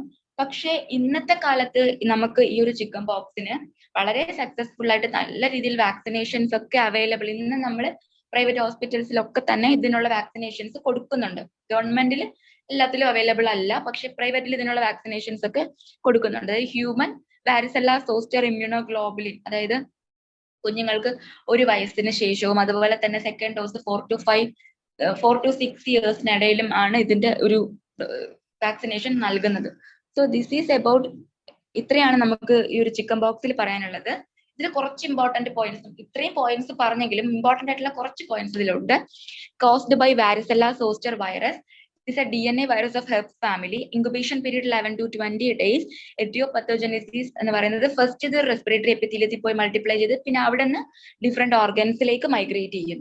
Then mode of transmission is mainly by direct contact വരുന്നുണ്ട്, പിന്നെ എയർബോൺ സ്പ്രെഡും വരുന്നുണ്ട്. Then clinical features, first നമുക്ക് ഒരു vesicular eruption begins often in the അതെവിടെയാണ് mucosal surfacesലാണ് ആദ്യം വരുന്നത്. പിന്നെ അത് സ്പ്രെഡ് ചെയ്തൊരു സെൻട്രിപിറ്റൽ ഡിസ്ട്രിബ്യൂഷനിലായിട്ട് വളരെ റാപ്പിഡ്ലി സ്പ്രെഡ് ചെയ്യുന്നുണ്ട്. കൂടുതലായിട്ട് കാണുന്നത് ട്രങ്കിലും and sparsely seen on the limbs. Okay, new lesions occur every 2 to 4 days and each crop is associated with fever. Okay, the rash progresses from small pink macules to vesicles and pustules within 24. അതായത് ഈ 3 സ്റ്റേജും വളരെ പെട്ടെന്ന് ഇങ്ങനെ കടന്നു പൊക്കൊണ്ടേ ഇരിക്കുകയാണ് ചെയ്യുന്നത്. The infectivity lasts from up to 4 days but usually 48 hours before the lesion appear until the last vesicle crust over. Okay, അതായത് അവസാനത്തെ വെസിക്കിൾസും എന്താ പറയാ ഇങ്ങനെ ഡിസപ്പിയർ ആയിട്ട് പോകുന്നത് വരെയും ഇതിന്റെ ഇൻഫെക്ടിവിറ്റി നിൽക്കും എന്നാണ് ഉദ്ദേശിക്കുന്നത്. പിന്നെ ഇതിന്റെ കോംപ്ലിക്കേഷൻസിലേക്ക് വരുമ്പോൾ the most common complication of primary chicken box. Primary എന്ന് ഉദ്ദേശിക്കുന്നത് ഫസ്റ്റ് ടൈം ചിക്കൻ ബോക്സ് വരുന്ന ഒരാളിന് കാണുന്ന കോംപ്ലിക്കേഷൻ എന്നാണ് ഉദ്ദേശിക്കുന്നത്. That is secondary bacterial infection. And the most common complication of chickenpox in smokers, that is pneumonitis. Smokers എന്ന് പറയുമ്പോൾ പുകവലി എന്ന് പറയുമ്പോൾ തന്നെ നമുക്ക് ഓർക്കാൻ പറ്റും നമ്മുടെ ലങ്സുമായിട്ട് റിലേറ്റ് ചെയ്തിട്ടുള്ള എന്തെങ്കിലും അല്ലെങ്കിൽ റെസ്പിറേറ്ററി സിസ്റ്റവുമായിട്ട് അസോസിയേറ്റ് ചെയ്തിട്ടുള്ള എന്തെങ്കിലും ഒരു സിംറ്റം ആണ് നമുക്ക് അവിടെ നിന്ന് നമുക്ക് ഓർക്കാൻ പറ്റും. സോ സ്മോക്കേഴ്സിൽ കാണുന്ന ഒരു കോംപ്ലിക്കേഷൻ, ചിക്കൻ ബോക്സിന്റെ മോസ്റ്റ് കോമൺ കോംപ്ലിക്കേഷൻ എന്ന് പറയുന്നത് ന്യൂമോണൈറ്റീസ് ആണ്. ഇത് കൂടാതെ എൻസിഫാലിറ്റീസ്, സെറിബെല്ലാർ അറ്റാക്സിയ, ഹെപ്പറ്റൈറ്റീസ് ഒക്കെ ഇവരിൽ കാണുന്നുണ്ട്. പിന്നെ റിസ്ക് ഗ്രൂപ്പുകളെ പറ്റി നമ്മൾ പറഞ്ഞു, ഇമ്യൂണോ കോംപ്രമൈസ്ഡ് ആയിട്ടുള്ള ആൾക്കാർ, അഡൽട്സ്, പ്രഗ്നൻസി. പിന്നെ chicken box within the 5 days of delivery ആണ് നിയോനേറ്റൽ വാരിസെല്ലയിലേക്ക് ലീഡ് ചെയ്യുന്നതെന്ന് പറഞ്ഞു. ഡയഗ്നോസിസ് പറഞ്ഞു, അതിൽ നമുക്ക് സാങ്സ്മിയർ എന്ന് പറയുമ്പോൾ അവിടെ നമുക്ക് നോക്കിക്കഴിയുമ്പോൾ മൾട്ടി ന്യൂക്ലിയേറ്റഡ് സെൽസ്, അതായത് മോസ്റ്റ് പ്രൈമറിലി ഇതിന്റെ ഡയഗ്നോസിസ് ക്ലിനിക്കൽ ആണെന്ന് പറഞ്ഞു. പക്ഷെ അതിൽ നമുക്ക് ഉറപ്പിക്കാൻ പറ്റാതെ വരുമ്പോഴാണ് നമ്മൾ ഈ സ്മിയർ എടുത്തും PCR ഒക്കെ ചെയ്ത് നോക്കുന്നത്. അതിന് പിന്നെ IgM ആന്റിബോഡീസും ഇൻക്രീസ്ഡ് ആയിരിക്കും ഇതിൽ. സോ സാങ്സ്മിയറിൽ നമുക്ക് മൾട്ടി ന്യൂക്ലിയേറ്റ് സെൽസ് കാണാനായിട്ട് സാധിക്കും. പിന്നെ ട്രീറ്റ്മെന്റ് ഇന്ന് അവൈലബിൾ ആണ്. Human varicella zoster virus immunoglobulin available ആണ് 1 year ഓഫ് ഏജിലും അതുപോലെ 1 year ഓഫ് ഏജിന് ശേഷവും. പിന്നെ സെക്കൻഡ് ഡോസ് എന്ന് പറയുന്നത് 4 to 6 years കൊടുക്കുന്നത്. Next is shingles or herpes zoster virus infection. Shingles എന്ന് പറയുമ്പോൾ ഞാൻ പറഞ്ഞല്ലോ, നമുക്ക് വാരിസെല്ല സോസ്റ്റർ വൈറസ് ഇൻഫെക്ഷൻ വന്നു കഴിഞ്ഞാൽ ഫസ്റ്റ് വന്നിട്ട് ഇത് ചിക്കൻ ബോക്സിന്റെ ഇൻഫെക്ഷൻ വന്നിട്ട് പോയിട്ടുണ്ടാവും. പക്ഷെ ഈ ഒരു വൈറസ് എന്ന് പറയുന്നത് വളരെ ലാറ്റന്റ് ആയിട്ട് സെൻസറി നെർവ്സിന്റെ ഡോസൽ റൂട്ട് ഗാംഗ്ലിയോണിൽ വളരെ ലാറ്റന്റ് ഫോമിൽ ഉണ്ടാവും. അത് പിന്നെ ഒരു കാലത്ത് നമ്മൾ ഈ ഒരു പേഷ്യന്റിന്റെ വേറൊരു സമയത്ത് ഈ ഒരു എന്താ പറയാ ഈ ഒരു വൈറസ് പിന്നെയും റീആക്ടിവേറ്റ് ചെയ്തിട്ട് ഇതിന്റെ ഇൻഫെക്ഷൻ ഉണ്ടായി കഴിഞ്ഞാൽ അറ്റ് ദാറ്റ് ടൈം നമ്മൾ അതിനെ പറയുന്നതാണ് ഷിംഗിൾസ് എന്ന് പറയുന്നത്. Okay, so after initial infection of varicella zoster virus, this virus persist in latent form. അത് ഇമ്പോർട്ടന്റ് ആണ്. എവിടെയാണ്? In the dorsal root ganglion of sensory nerves and can reactivate in the later life. Okay, അത് അങ്ങനെയാണ് shingles വരുന്നത്. ഷിംഗിൾസിന് നമ്മൾ നേരത്തെ പറഞ്ഞ പോലത്തെ എന്താ പറയാ ഈ ചിക്കൻ ബോക്സിൻ്റെതായിട്ടുള്ള ചില ഫീച്ചേഴ്സ് ഉണ്ടാവും, ക്ലിനിക്കൽ ഫീച്ചേഴ്സ് ഉണ്ടാവും. ആൻഡ് എന്താ പറയാ ഈ ഷിംഗിൾസിന്റെ നമുക്ക് കാണുന്ന റാഷ് എന്ന് പറയുന്നത് ദിസ് റാഷ് ഒക്കേഴ്സ് വിത്തൗട്ട് പാരസ്തീഷ്യ. അതായത് നമ്മൾ സോസ്റ്റർ സ്റ്റൈൻ ഹെർപ്പറ്റേ എന്നാണ് പറയുന്നത്. പിന്നെ ഈ ഷിംഗിൾസിൽ നമുക്ക് ശ്രദ്ധിച്ചിരിക്കേണ്ട കുറച്ച് പോയിന്റ്സ് അല്ലെങ്കിൽ ഓർത്തിരിക്കേണ്ട കുറച്ച് പോയിന്റ്സ് എന്ന് പറയുന്നത്, the most common affected dermatome in shingles എന്ന് പറയുന്നത് തൊറാസിക് ഡെർമറ്റോം ആണ്. തൊറാസിക്കിന് ശേഷമേ ലംബാർ വരുള്ളൂ. തൊറാസിക് ആണ് most common affected dermatome in shingles. പിന്നെ most common affected cranial nerve in shingles ഏതാണ്? Ophthalmic branch of trigeminal nerve. Okay, herpes zoster infection of geniculate ganglion, അതിനെയാണ് നമ്മൾ റാംസേ ഹണ്ട് സിൻഡ്രോം എന്നാണ് പറയുന്നത്. ഇതെല്ലാം ഇതിൽ വരാൻ സാധ്യതയുള്ള ക്വസ്റ്റ്യൻസ് ആണ്. ഇപ്പൊ നിങ്ങൾ കാണുന്ന പോയിന്റ്സ് എല്ലാം ഇതിൽ ഇമ്പോർട്ടന്റ് ആയിട്ടുള്ള പോയിന്റ്സ് ആണ്. നമ്മളിങ്ങനെ വാരി വലിച്ച് പഠിക്കേണ്ട ആവശ്യമൊന്നുമില്ല. എന്നാലും നമ്മൾ ടെക്സ്റ്റ് ബുക്ക് വായിക്കണം. പക്ഷെ ഈ പറഞ്ഞ പോയിന്റ്സ് ആണ് വളരെ ഇമ്പോർട്ടന്റ് ആയിട്ട് ഉള്ള പോയിന്റ്സ് എന്ന് എനിക്ക് തോന്നുന്നു. After initial infection this varicella zoster virus persistence എവിടെയാണ് പെർസിസ്റ്റ് ചെയ്യുന്നത്? In the dorsal root ganglion of sensory നെർവ്സിന്റെ ഡോസൽ റൂട്ട് ഗാംഗ്ലിയോണിലാണ്. പിന്നെ എന്തെങ്കിലും കുറച്ചു കാലം കഴിയുമ്പോൾ എന്തെങ്കിലും ഒരു സസെപ്റ്റബിൾ ആയിട്ടുള്ള ഒരു റീസൺ വരുമ്പോൾ ഇത് പിന്നെയും റീആക്ടിവേറ്റ് ചെയ്തിട്ട് എന്താ പറയാ, ഈ വാരിസെല്ല സോസ്റ്റർ വൈറസിന്റെ ഇൻഫെക്ഷൻ പിന്നെയും വന്നു കഴിഞ്ഞാൽ ദാറ്റ് ടൈം ആണ് നമ്മൾ അതിനെ ഷിംഗിൾസ് എന്ന് പറയുന്നത്. And the most common affected dermatome, okay, അതേതാണ്? തൊറാസിക് ആണ്. പിന്നെ ഇവർക്ക് ഈ തൊറാസിക് ഡെർമറ്റോം ആണ് ഇവർക്ക് മോസ്റ്റ് കോമൺ ആയിട്ട് അഫക്ട് ചെയ്യുന്ന ഡെർമറ്റോം എന്ന് പറഞ്ഞു. ഈ ഷിംഗിൾസ് ഉള്ള ആൾക്കാരിൽ ഞാൻ നേരത്തെ പറഞ്ഞു ചിക്കൻ ബോക്സിന്റെ ചില സിംറ്റംസ് നമുക്ക് അവർ കാണിക്കുന്നുണ്ട്. അതിന് പുറമെ അവർക്കൊരു ബേണിംഗ് ഡിസ്കംഫർട്ട് കൂടി ഉണ്ടാവാറുണ്ട് എപ്പോഴും. ഓക്കെ, പിന്നെ most common affected cranial nerve എന്ന് പറയുന്നത് ഒപ്താൽമിക് ബ്രാഞ്ച് ഓഫ് ട്രൈജിമിനൽ നെർവ് ആണ്. Then the Hep zoster infection of geniculate ganglion, അതിനെയാണ് നമ്മൾ റാംസെ ഹണ്ട് സിൻഡ്രോം എന്ന് പറയുന്നത്. IP or incubation period of this shingles എന്ന് പറയുന്നത് 7 to 10 days ആണ്. സോ ഹെപ് സോസ്റ്റർ വൈറസ് ഫാമിലിയിൽ പെടുന്ന രണ്ട് വൈറസസുകളാണ്, രണ്ട് കംപ്ലൈൻസ് ആണ്. എന്താ പറയാ, ചിക്കൻ പോക്സും ഷിംഗിൾസും. ചിക്കൻ പോക്സിന്റെ സെക്കൻഡറി അറ്റാക്ക് വരുന്ന സമയത്താണ് നമ്മൾ അതിനെ ഷിംഗിൾസ് എന്ന് പറയുന്നത്. Okay, next is influenza. Influenza എന്ന് പറയുന്നത് നമുക്കറിയാം, നമ്മൾ എന്താ പറയാ, സാധാരണ നമ്മുടെ മോസ്റ്റ് കോമൺ ആയിട്ട് എല്ലാവരിലും കാണുന്ന ഒരു കാര്യമാണ് ഇൻഫ്ലുവൻസ എന്ന് പറയുന്നത്. ഒരു വളരെ അക്യൂട്ട് ആയിട്ടുള്ള ഒരു സിസ്റ്റമിക് വൈറൽ ഇൻഫെക്ഷൻ ആണ് ഈ ഒരു ഇൻഫ്ലുവൻസ എന്ന് പറയുന്നത്. എന്താ പറയാ, റെസ്പിറേറ്ററി ട്രാക്ടിനെയാണ് പ്രൈമറിലി അത് ഏറ്റവും കൂടുതൽ ഫസ്റ്റ് അഫക്ട് ചെയ്യുന്നത്. ഏതിനെയാണ്? റെസ്പിറേറ്ററി ട്രാക്ടിനെയാണ്. നമ്മുടെ റെസ്പിറേറ്ററി സിസ്റ്റത്തിനെ കൂടുതലായിട്ട് അഫക്ട് ചെയ്യുന്ന ഈ ഒരു ഇൻഫ്ലുവൻസയ്ക്ക് എന്താ പറയാ, വളരെ സിഗ്നിഫിക്കന്റ് ആയിട്ടുള്ള ഒരു മോർട്ടാലിറ്റി റേറ്റും കണ്ടുവരുന്നുണ്ട്. It is caused by influenza A വൈറസും ഇൻഫ്ലുവൻസ മൈൽഡർ ഫോംസ് ഒക്കെ ആണെങ്കിൽ ഇൻഫ്ലുവൻസ ബി വൈറസ് ആണ്. അതായത് ഇൻഫ്ലുവൻസ കോമൺ ആയിട്ട് ഇൻഫ്ലുവൻസ എ വൈറസ് ആണ്, പക്ഷെ ചെറിയ രീതിയിലുള്ള ചില മൈൽഡർ ഫോംസ് ഇൻഫ്ലുവൻസ ബി വൈറസും സ്പ്രെഡ് ചെയ്യുന്നുണ്ടെന്നാണ് പറയുന്നത്. ഈ ഒരു ഇൻഫ്ലുവൻസ ഇൻഫെക്ഷൻ എന്ന് പറയുന്നത് സീസണൽ ആയിട്ട്, അതായത് എപ്പോഴും നമുക്ക് ഒരു പർട്ടിക്കുലർ സീസണിൽ മാത്രം ആണ് നമുക്ക് ഈ ഒരു ഇൻഫ്ലുവൻസ ഇൻഫെക്ഷൻ നമുക്ക് കാണാനായിട്ട് സാധിക്കുക. ഇവിടെ എന്താ സംഭവിക്കുന്നതെന്ന് വെച്ചിട്ടുണ്ടെങ്കിൽ ഈ വൈറസസിൽ കാണുന്ന രണ്ട് എന്താ പറയാ അതിന്റെ ബോഡി സർഫസിൽ കാണുന്ന രണ്ട് ഗ്ലൈക്കോ പ്രോട്ടീൻസ് ഉണ്ട്. ഒന്ന് ഹെമാഗ്ലൂട്ടിനും പിന്നെ ന്യൂറാമിനിഡേസ് എൻ ഗ്ലൈക്കോ പ്രോട്ടീൻസ്. ഈ രണ്ട് ഗ്ലൈക്കോ പ്രോട്ടീൻസ് അവരുടെ വൈറസിന്റെ സർഫസിൽ കാണുന്ന ഈ രണ്ട് ഗ്ലൈക്കോ പ്രോട്ടീൻസിന്റെയും വേരിയേഷൻ ആണ് ഇൻഫ്ലുവൻസ എന്ന് പറയുന്ന ഒരു ഡിസീസിന് കാരണമായിട്ട് വരുന്നത്. ഹെമാഗ്ലൂട്ടിനും ന്യൂറാമിനിഡേസ് എൻ ഗ്ലൈക്കോ പ്രോട്ടീൻസും. ഓക്കെ, IP അല്ലെങ്കിൽ ഇൻക്യുബേഷൻ പീരീഡ് എന്ന് പറയുന്നത് 1 to 3 days ആണ്. അത്രേ ഉള്ളൂ ഇൻഫ്ലുവൻസയില്. Influenza A virus or milder forms influenza B virus. പിന്നെ ഇത് ഇൻഫെക്ഷൻ സീസണൽ ആണ്. പിന്നെ സിംറ്റംസ് ഒക്കെ നമുക്ക് കോമൺ ആയിട്ട് നമുക്ക് അറിയാവുന്ന സിംറ്റംസ് ആണ്, അതുകൊണ്ടാണ് ഞാൻ ഇതിൽ ഇൻക്ലൂഡ് ചെയ്യാത്തത്. എന്ന് വെച്ചാൽ എന്താ പറയാ, നമ്മൾ ഫീവർ ഉണ്ടാവും, മലേസ് അതായത് ക്ഷീണം ഉണ്ടാവും, ചുമയുണ്ടാവും, അങ്ങനെയുള്ള. പിന്നെ വൈറൽ ന്യൂമോണിയ, പിന്നെ ലീഡ് ചെയ്ത് വൈറൽ ന്യൂമോണിയയിലേക്ക് പോവാം. ഇങ്ങനെയുള്ള സിംറ്റംസ് ആയിട്ടാണ് ഇത് അപ്പിയർ ചെയ്യുന്നത്. പിന്നെ കോംപ്ലിക്കേഷൻസും ഒരുപാട് കോംപ്ലിക്കേഷൻസ് ഇതിൽ മാനിഫെസ്റ്റ് ചെയ്യുന്നുണ്ട്. മയോകാർഡൈറ്റിസ്, പെരികാർഡൈറ്റിസ്, പിന്നെ ന്യൂറോളജിക്കൽ ആയിട്ടുള്ള പല കോംപ്ലിക്കേഷൻസ് ഒക്കെ ഇൻഫ്ലുവൻസയിൽ കാണുന്നുണ്ട്. അത് നമ്മൾ കോമൺ ആയിട്ട് നമുക്ക് അറിയുന്ന കാര്യമായിട്ടാണ് ഞാനിത് ഇൻക്ലൂഡ് ചെയ്തത്. ഇമ്പോർട്ടന്റ് ആയിട്ടുള്ള കുറച്ച് പോയിന്റ്സ് മാത്രമേ ഇൻക്ലൂഡ് ചെയ്തിട്ടുള്ളൂ. Next is avian influenza. So ഈ avian influenza I think it is പക്ഷിപ്പനിയാണെന്ന് തോന്നുന്നു.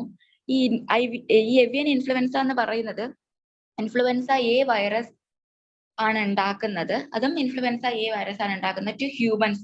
മനുഷ്യരിലേക്ക് ഇൻഫ്ലുവൻസ എ വൈറസ് സ്പ്രെഡ് ചെയ്യുന്ന ഒരു സംഭവമാണ് ഏവിയൻ ഇൻഫ്ലുവൻസ എന്ന് പറയുന്നത്. ഓക്കെ, ഏവിയൻ എന്ന് പറയുന്നതിൽ തന്നെ ഫസ്റ്റ് ലെറ്റർ എ അല്ലേ, അപ്പോൾ ഇൻഫ്ലുവൻസ എ വൈറസ് ആണ്, നമുക്ക് അങ്ങനെ ഓർത്തിരിക്കാം. H5N1 വൈറസ്, അതാണ് ഇത് സ്പ്രെഡ് ചെയ്യുന്നത്.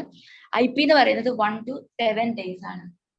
സോ ഇതിന്റെ ഒരു നമ്മൾ എന്താ പറയാ, സിംറ്റംസിനെ കുറിച്ച് നമ്മൾ പറയാന്നുണ്ടെങ്കിൽ എന്താ പറയാ, എല്ലാ ഇൻഫെക്ഷൻസും കാണുന്ന പോലെ പനി ഉണ്ടാവും, ക്ഷീണം ഉണ്ടാവും, പിന്നെ വിശപ്പില്ലായ്മ, അങ്ങനെയുള്ള കോമൺ ആയിട്ടുള്ള എല്ലാ സിംറ്റംസും ഇതിനും ഉണ്ട്. ദെയർ വിൽ ബി എന്താ പറയാ, സോർ ത്രോട്ട് ഉണ്ടാവാം, കഫ് ഉണ്ടാവാം. ഇതൊക്കെയാണ് ഏവിയൻ ഇൻഫ്ലുവൻസയുടെ സിംറ്റംസ് ആയിട്ട് പറയുന്നത്. നെക്സ്റ്റ് ഈസ് ഇൻഫെക്ഷ്യസ് മോണോന്യൂക്ലിയോസിസ്, അഥവാ നമ്മൾ ഷോർട്ടായിട്ട് പറയുകയാണെങ്കിൽ IM എന്ന് പറയും. ഇൻഫെക്ഷ്യസ് മോണോന്യൂക്ലിയോസിസ് എന്ന് പറയുന്നത് it is a clinical syndrome characterized by pharyngitis, cervical lymphadenopathy, fever and lymphocytosis. So എങ്ങനെയാണ് നമുക്ക് ഇൻഫെക്ഷ്യസ് മോണോന്യൂക്ലിയോസിസിനെ നമുക്ക് ഡിഫൈൻ ചെയ്യാൻ പറ്റുക? It is a clinical syndrome characterised by pharyngitis, cervical lymphadenopathy, fever and lymphocytosis. Okay.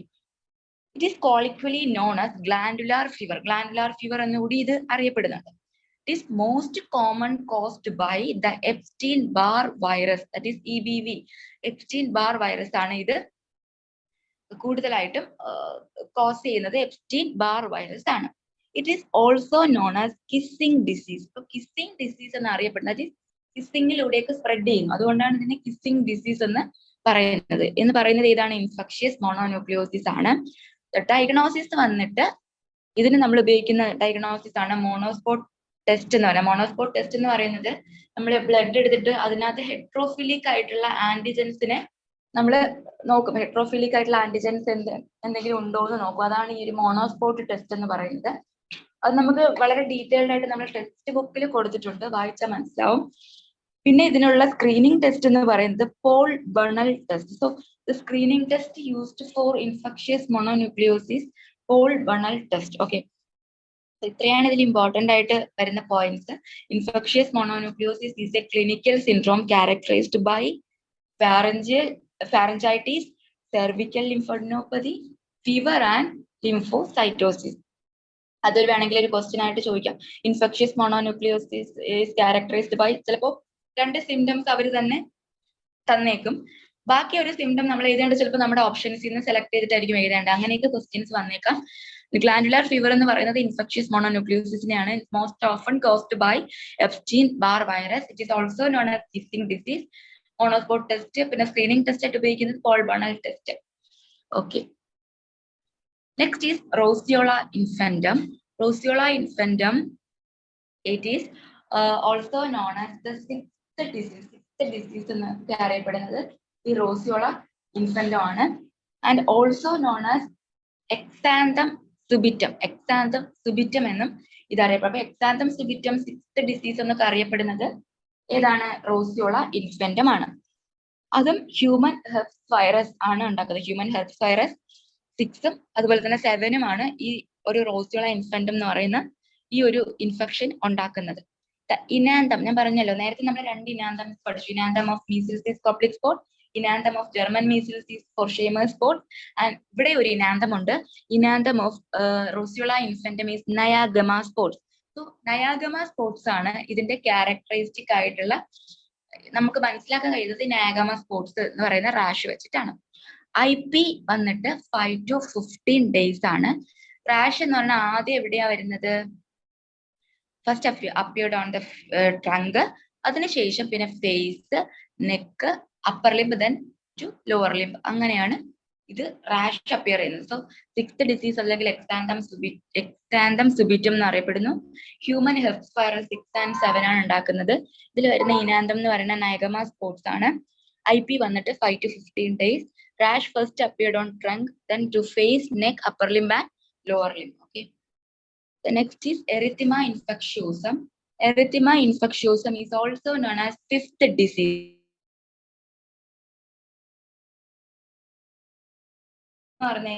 German measles.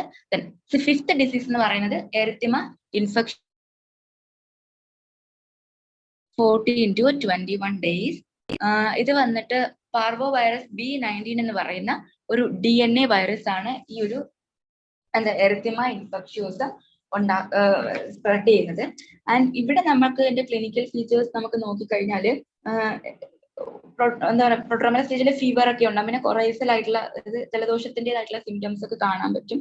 പിന്നെ ഇതിൽ characteristic ആയിട്ടുള്ള ഒരു symptom എന്ന് പറയുന്നതാണ് സ്ലാപ്ഡ് ചീക്ക് അപ്പിയറൻസ്. അതായത് എറിത്തിമ ഇൻഫെക്ഷ്യോസം വന്നു കഴിഞ്ഞ ഒരു പേഷ്യന്റിന്റെ കവിളിൽ നമ്മൾ നോക്കിക്കഴിഞ്ഞാൽ ആരോ ഇങ്ങനെ അടിച്ചിട്ട് ചുമന്ന് കിടക്കുന്ന പോലെ നമുക്ക് തോന്നും. അങ്ങനെ ഒരു സ്ലാപ്ഡ് ചീക്ക് അപ്പിയറൻസ് ആണ് ഇതിന്റെ ഒരു ക്യാരക്ടറിസ്റ്റിക് ഫീച്ചർ ആയിട്ട് നമുക്ക് ക്ലിനിക്കൽ ഫീച്ചേഴ്സ് നോക്കുമ്പോൾ ക്യാരക്ടറൈസ് അപ്പം പറയാൻ പറ്റുന്നത് സ്ലാപ്ഡ് ചീക്ക് അപ്പിയറൻസ് ആണ്. So slapped cheek appearance is the characteristic feature of erythema infectiosum. Complications പറയുകയാണെങ്കിൽ there will be polyarthropathy, aplastic crisis, very, very important. Transient aplastic crisis, that is aplastic anemia occurs. Okay, aplastic crisis is associated with erythema infectiosum. Okay, ഈ parvovirus B19 infection, that is erythema infectiosum എന്ന് പറയുന്ന infection, അതിന്റെ കോംപ്ലിക്കേഷനിൽ എപ്പോഴും, അതായത് അത് വന്ന ഒരാൾക്ക് 90% ആൾക്കാർക്കും കാണുന്ന ഒരു സംഭവമാണ് ഈ എപ്ലാസ്റ്റിക് ക്രൈസിസ് എന്ന് പറയുന്നത്. ഇത് കൂടാതെ പോളിആർത്രപ്പതിയും ഒക്കെ ഇതിൽ കാണുന്ന ചില ഇമ്പോർട്ടന്റ് ആയിട്ടുള്ള കോംപ്ലിക്കേഷൻസ് ആണ്.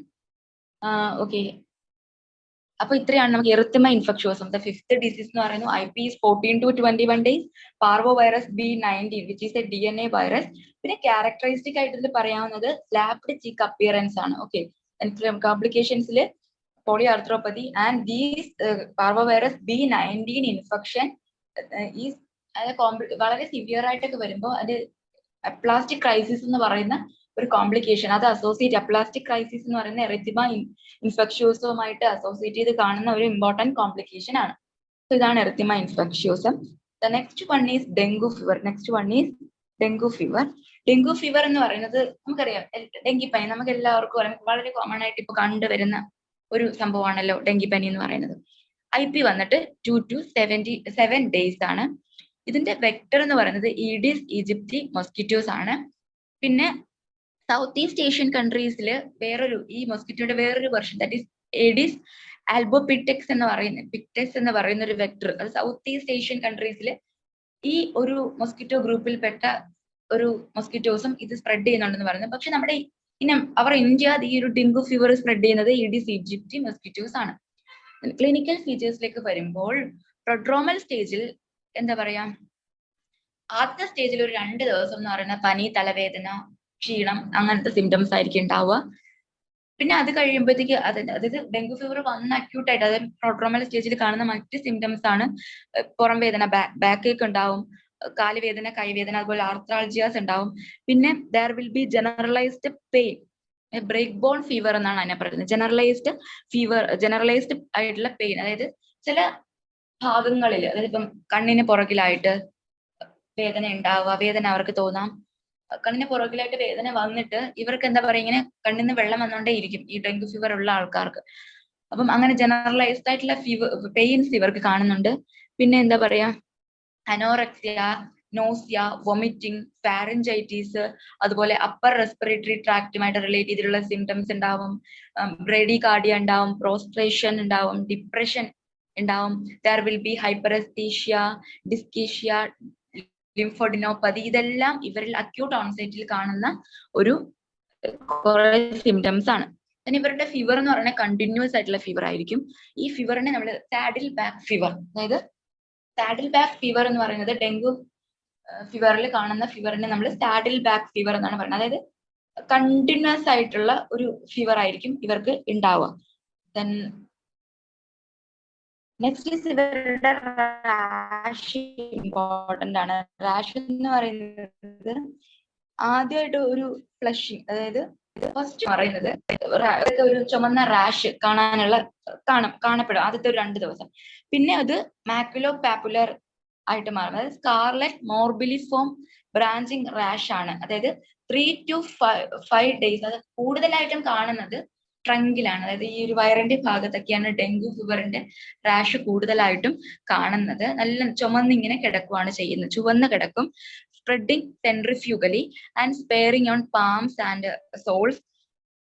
അതിനുശേഷം ഇതെന്താ എങ്ങനെയാ വരുന്നത്, നമ്മുടെ ഈ എക്സ്റ്റെൻസർ സർഫേസസിലൊക്കെ പിട്ടക്കേസ്, അതായത് ഈ കുഞ്ഞു കുഞ്ഞു എന്താ പറയാ റെഡ് സ്പോട്ട്സ് ആയിട്ട് പിന്നെ എക്സ്റ്റെൻസർ സർഫേസസിലൊക്കെ കാണും. അത് ആദ്യം റാഷ് ആയിട്ട് വന്നിട്ട് പിന്നെ ഇതിങ്ങനെ സ്പ്രെഡ് ചെയ്തിട്ടാണ് ലാസ്റ്റ് ആണ് എക്സ്റ്റെൻസർ സർഫേസസിലൊക്കെ പിട്ടക്കേസ് ആയിട്ട് നമുക്കത് കാണാനായിട്ട് സാധിക്കുന്നത്. സോ അത് ഫീവർ എന്ന് പറയുന്നത് സാഡിൽ ബാക്ക് ഫീവർ ആണ്. ഓക്കെ, അത് ഓർത്തിരിക്കണം.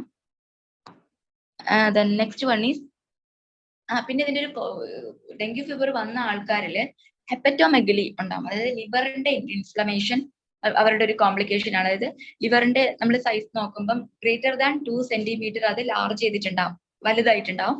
ദാറ്റ് ഈസ് ഹെപ്പറ്റോമെഗലി ഇതിൽ കാണുന്നുണ്ട്.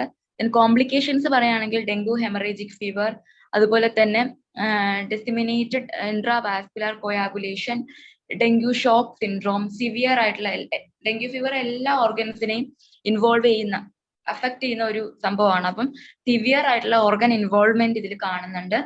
പിന്നെ വെർട്ടിക്കൽ ട്രാൻസ്മിഷൻ വരുന്നുണ്ട്. If the infection is within 5 weeks ഓഫ് ഡെലിവറി, അതായത് ഇപ്പോൾ ഒരു പ്രഗ്നന്റ് ആയിട്ടുള്ള ഒരു ലേഡിക്ക് അവരുടെ ഡെലിവറിക്കും 5 weeks മുന്നേ ഒക്കെ ഇതിന്റെ ഇൻഫെക്ഷൻ വന്നു കഴിഞ്ഞിട്ടുണ്ടെങ്കിൽ അത് കുഞ്ഞിലേക്കും അതിന്റെ ഒരു ഇൻഫെക്ഷൻ വരാനുള്ള സാധ്യത ഉണ്ട്. So vertical transmission of infection എപ്പോഴാണ് സംഭവിക്കുക? വിത്തിൻ 5 weeks ഓഫ് ഡെലിവറി. ഓക്കെ, ഇൻവെസ്റ്റിഗേഷൻസ് നോക്കിക്കഴിഞ്ഞാൽ ഞാൻ പറഞ്ഞല്ലോ ഹെപ്പറ്റോമെഗലി ഉണ്ടാവും എന്ന് പറഞ്ഞു. അപ്പം ലിവർ ഫങ്ഷൻ ടെസ്റ്റിലൊക്കെ ചില വേരിയേഷൻസ് സ്വാഭാവികമായിട്ടും കാണണമല്ലോ. So liver AST or ALT, അതായത് നമ്മൾ SGPT SGOT ഒക്കെ greater than or equal to 1000 മേലൊക്കെ ആയിരിക്കും SGPT SGOT ഒക്കെ. പിന്നെ ദർ വിൽ ബി ത്രോംബോസൈറ്റോപീനിയ, അതായത് പ്ലാറ്റ്ലെറ്റ് കൗണ്ട് വളരെ കുറവായിരിക്കും. കോമൺലി ഏതൊരു സാധാരണക്കാരനും അറിയുന്ന ഒരു സംഭവമാണ് ഡെങ്കു ഫീവറിലെ പ്ലേറ്റ്ലെറ്റ് കൗണ്ട് വളരെ കുറഞ്ഞിരിക്കും എന്നുള്ളത്. അപ്പം ത്രോംബോസൈറ്റോപീനിയ അതിന്റെ ഒരു ഇൻവെസ്റ്റിഗേഷനിൽ പെടുന്നതാണ്. പിന്നെ ത്രോംബോസൈറ്റോപീനിയ മാത്രമല്ല WBC സെൽസും എന്താ പറയാ കുറവായിരിക്കും. ല്യൂക്കോപീനിയയും കാണുന്നുണ്ട്. പിന്നെ IgM ആന്റിബോഡീസിന്റെ ഇൻക്രീസ് കാണുന്നുണ്ട്.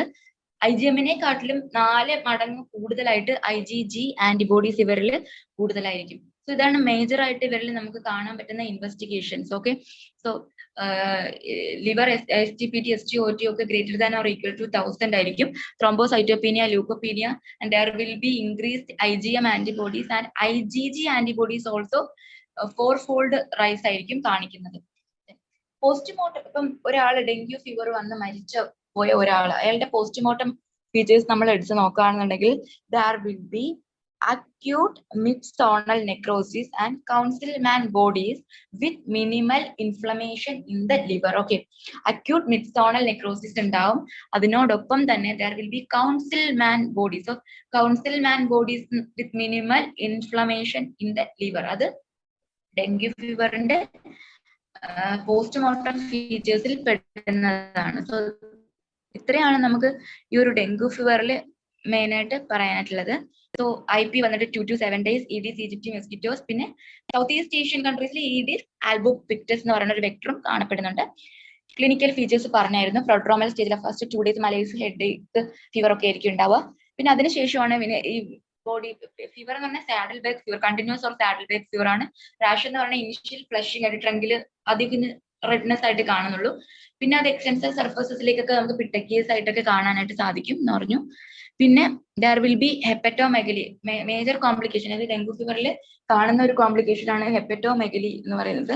ലിവറിന്റെ സൈസ് ഗ്രേറ്റർ ദാൻ 2 centimeter ആയിരിക്കും.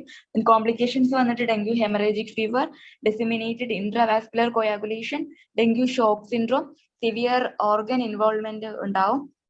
അതുപോലെ തന്നെ vertical transmission if infection within 5 weeks ഓഫ് ഡെലിവറി. ഇൻവെസ്റ്റിഗേഷൻസ് ഇമ്പോർട്ടന്റ് ആണ്. ലിവർ എന്താ പറയാ AST ALT ഒക്കെ greater than or equal to 1000 ആയിരിക്കും. Thrombocytopenia, that is decreased platelet count, decreased WBC count, IgM antibodies will be increased, and there is also 4-fold rise in the IgG antibody titer. Okay, the postmortem features like varumbo there will be acute mid-zonal necrosis and Councilman bodies with minimal inflammation in the liver. The next is about അടുത്തതായിട്ട് നമുക്ക് ചില viral haemorrhagic fevers ആണ് നമ്മൾ അടുത്ത് പഠിക്കുന്നത്. So viral haemorrhagic fevers എന്ന് പറയുമ്പോൾ they are സൂണോസസ്. Okay, പലതരത്തിലുള്ള വൈറസസ് ഉണ്ടാക്കുന്ന സൂണോസസ് ഏതെങ്കിലും മൃഗങ്ങൾ വഴിയായിരിക്കും എപ്പോഴും നമുക്ക് സ്പ്രെഡ് ചെയ്യുന്നുണ്ടാവും. അങ്ങനെ സൂണോസസ് ആണ് വൈറൽ ഹെമറേജിക് ഫീവേഴ്സ് എല്ലാം തന്നെ.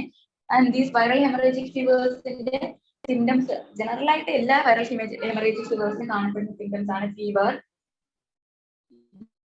മലേറിയസ്, അതുപോലെ body pains, sore throat, headache, ഇതെല്ലാം കാണും. നമ്മൾ എക്സാമിൻ ചെയ്ത് കഴിഞ്ഞാൽ അവരിൽ ചിലപ്പോൾ കൺജങ്ക്റ്റിവൈറ്റിസ് ഉണ്ടാവാം, ചിലപ്പോൾ ത്രോട്ട് ഇൻഫെക്ഷൻ കണ്ടേക്കാം, ചിലപ്പോൾ എറിത്തമാറ്റസ് അല്ലെങ്കിൽ പിട്ടക്കിയൽ ആയിട്ടുള്ള റാഷസ്, ചിലപ്പോൾ ഹെമറേജ്, ലെംഫെഡനോപ്പതി, ബ്രേഡികാർഡിയ, ഇതെല്ലാം തന്നെ എക്സാമിനേഷനിൽ നമുക്ക് കിട്ടുന്ന കാര്യങ്ങളാണ് വൈറൽ ഹെമറേജിക് ഫീവേഴ്സിന്റെ. ഓക്കെ, വൈറൽ ഹെമറേജിക് ഫീവേഴ്സിന്റെ ഒരു ടേബിൾ ആയിരിക്കും നിങ്ങൾ കാണുന്നുണ്ടാവുക. ആ ടേബിളിൽ നമുക്കറിയാം കുറെ ടൈപ്പ് വൈറൽ ഹെമറേജ് സൂണോട്ടിക് ആയിട്ടുള്ള കുറെ ഇൻഫെക്ഷൻസ് ഉണ്ട്.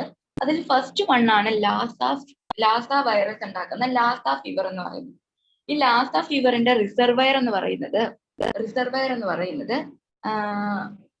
മൾട്ടി മാമൈൽ റാറ്റ്സ് ആണ്. ഓക്കെ, റാറ്റിലൂടെ അതായത് എലികളിലൂടെയാണ് ഈ ലാസ ഫീവർ സ്പ്രെഡ് ചെയ്യുന്നത്. ഇതിന്റെ ട്രാൻസ്മിഷൻ വന്നിട്ട് യൂറിൻ ഫ്രം, അതായത് എലി നമ്മൾ എന്താ പറയുക, എലിപ്പനിയൊക്കെ വരുന്ന പോലെ തന്നെ എലിയുടെ എന്തെങ്കിലും യൂറിനിൽ കൂടെയൊക്കെ ആയിരിക്കും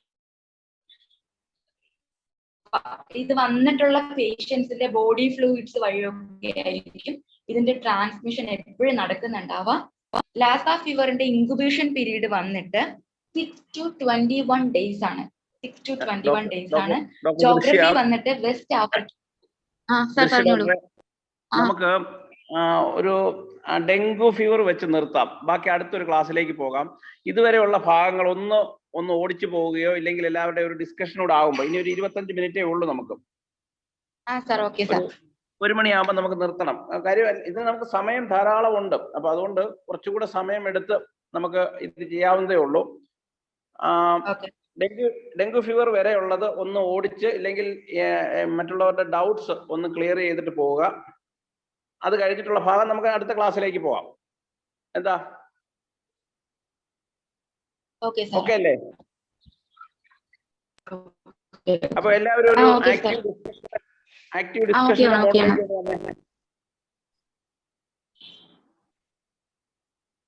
ഈ ഇൻഫെക്ഷൻ ഡിസീസ് പഠിക്കുന്ന കാര്യത്തിൽ എനിക്ക് ഒരു സജഷൻസ് പറയാനുണ്ട്.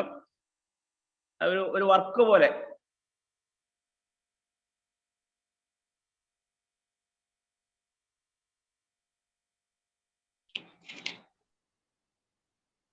പോലെ നിങ്ങളോട് പറയാൻ. ആദ്യമേ തന്നെ നിങ്ങൾ ഈ RNA വൈറസും DNA വൈറസും സെപ്പറേറ്റ് ചെയ്ത് ഒരു ലിസ്റ്റ് ഉണ്ടാക്കുക. RNA വൈറസിന്റെ ഒരു ലിസ്റ്റ്, DNA വൈറസിന്റെ ഒരു ലിസ്റ്റ്, ഓരോ ലിസ്റ്റ് ഉണ്ടാക്കിയിട്ട് നിങ്ങളുടെ റൂമിലോ എവിടെയെങ്കിലും 2 ഭാഗത്തായിട്ട് ഇത് ഒരു ചാർട്ട് ഒട്ടിച്ചു വെക്കുക. അപ്പൊ എന്നിട്ട് RNA വൈറസ് എല്ലാം റൈറ്റ് സൈഡിലും DNA വൈറസ് ലെഫ്റ്റ് സൈഡിലും ഒട്ടിച്ചു വെച്ചാൽ നിങ്ങൾക്ക് അത് നിങ്ങളുടെ ആ പോസ്റ്റർ ഒട്ടിച്ചിരിക്കുന്ന അതിനകത്തേക്ക് നിങ്ങളുടെ ഒരു വിഷ്വൽ ഫീൽഡ് സ്ഥിരമായിട്ട് പോയി കഴിഞ്ഞാൽ RNA വൈറസിന്റെ ലിസ്റ്റ് നിങ്ങളുടെ മനസ്സിലുണ്ടാവും, DNA വൈറസിന്റെ ലിസ്റ്റ് നിങ്ങളുടെ മനസ്സിലുണ്ടാവും. അതുപോലെ ഒരു സെപ്പറേറ്റ് ചെയ്ത് പഠിക്കുക. അതുപോലെ എല്ലാ ഇൻഫെക്ഷൻ ഡിസീസും മൊത്തത്തിൽ ഒരു 6-7 കോളം വരച്ചിട്ട് positive organism, incubation period, mode of സ്പ്രെഡിനകത്ത് വെക്ടർ ഉണ്ടെങ്കിൽ വെക്ടറിന്റെ പേര്, പിന്നെ ക്ലിനിക്കൽ ഫീച്ചേഴ്സ്, കോംപ്ലിക്കേഷൻസ്, ഇൻവെസ്റ്റിഗേഷൻസ്, ലാസ്റ്റിൽ ഒരു റിമാർക്സ്, എന്തെങ്കിലും പ്രത്യേകിച്ച് കാര്യങ്ങളുണ്ടെങ്കിൽ എഴുതാനായിട്ട്. ഇങ്ങനെ ഒരു ചാർട്ട് വരച്ച് ഈ പറഞ്ഞ ഇന്നിപ്പോ ഇവിടെ ക്ലാസ് എടുത്ത ഇൻഫെക്ഷൻ ഡിസീസ് മാത്രമല്ല അല്ലാത്തതും കൂടെ ചേർത്ത് ഒരു പ്രിപ്പയർ ചെയ്ത് പഠിക്കാനായിട്ട് ഈസി ആയിരിക്കും. അപ്പോൾ അതിനുവേണ്ടി ഒന്ന് പ്രിപ്പയർ ചെയ്യുക. അപ്പോൾ ഇതുവരെ എടുത്ത ഭാഗങ്ങളിലുള്ള ഒരു ഡിസ്കഷനൂടെ നടത്തി നമുക്ക് ഇന്ന് പിരിയാം. അടുത്ത ക്ലാസ്സിലേക്ക് സെക്കൻഡ് പാർട്ട് ഡോക്ടർ ദൃശ്യ തന്നെ ഇതിന്റെ സെക്കൻഡ് പാർട്ട് എടുക്കുന്നതായിരിക്കും. ഓരോരുത്തരും അവരുടെ അഭിപ്രായങ്ങളൊന്ന് പറയൂ, ക്ലാസ് ഇംപ്രൂവ് ചെയ്യാനുള്ള മാർഗങ്ങൾ പറയൂ, നിങ്ങളുടെ ആവശ്യകതകൾ പറയൂ. പൊതുവായിട്ടുള്ള ഡിസ്കഷൻസ് നടക്കട്ടെ. ഒരു 15 മിനിറ്റ് 20 മിനിറ്റ് സമയം എല്ലാവരും അൺമ്യൂട്ട് ചെയ്ത് സംസാരിക്കുക. ഓക്കെ.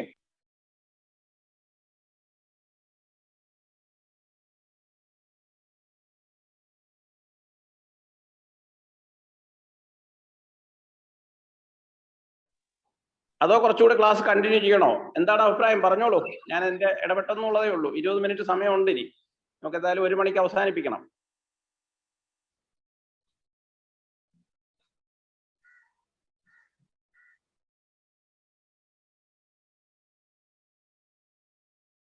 ഉള്ളവരൊന്ന് ഹാൻഡ് റൈസ് ചെയ്താൽ മതിയാകും.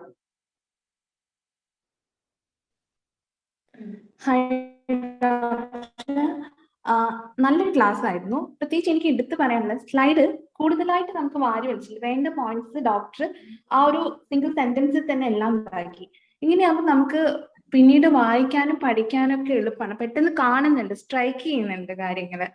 അപ്പം അത് ഭയങ്കര യൂസ്ഫുൾ ആയിട്ട് എനിക്ക് തോന്നി. നമ്മളിപ്പോ എഴുതി വെക്കുമ്പോഴും എളുപ്പത്തിൽ എഴുതി വെക്കാം. ആ കംപ്ലീറ്റ് സെന്റൻസ് ഒന്നും എഴുതി വെക്കണം, എളുപ്പത്തിൽ ഈസി ആയിരുന്നു അത്. ഡോക്ടറുടെ ടീച്ചിങ് സ്റ്റൈലും ഇഷ്ടമായി. നല്ല ക്ലാസ് ആയിരുന്നു. എനിക്ക് കേൾക്കാൻ താല്പര്യമുണ്ട്. അത് കണ്ടിന്യൂ ചെയ്തെന്ന് വെച്ചാൽ ഒരു പ്രശ്നമൊന്നുമില്ല. 20 മിനിറ്റ് ഉണ്ട്. ഓക്കെ, അങ്ങനെ ഉണ്ടെങ്കിൽ കണ്ടിന്യൂ ചെയ്യൂ.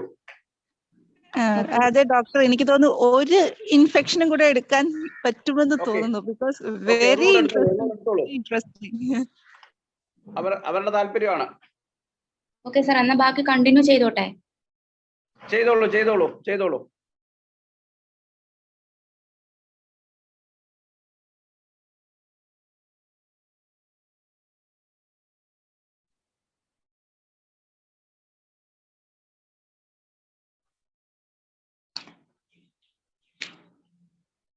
സോ നമുക്ക് വൈറൽ ഹെമറേജിക് ഫീവേഴ്സ് കൂടി നോക്കിയിട്ട് നമുക്ക് അവസാനിപ്പിക്കാം.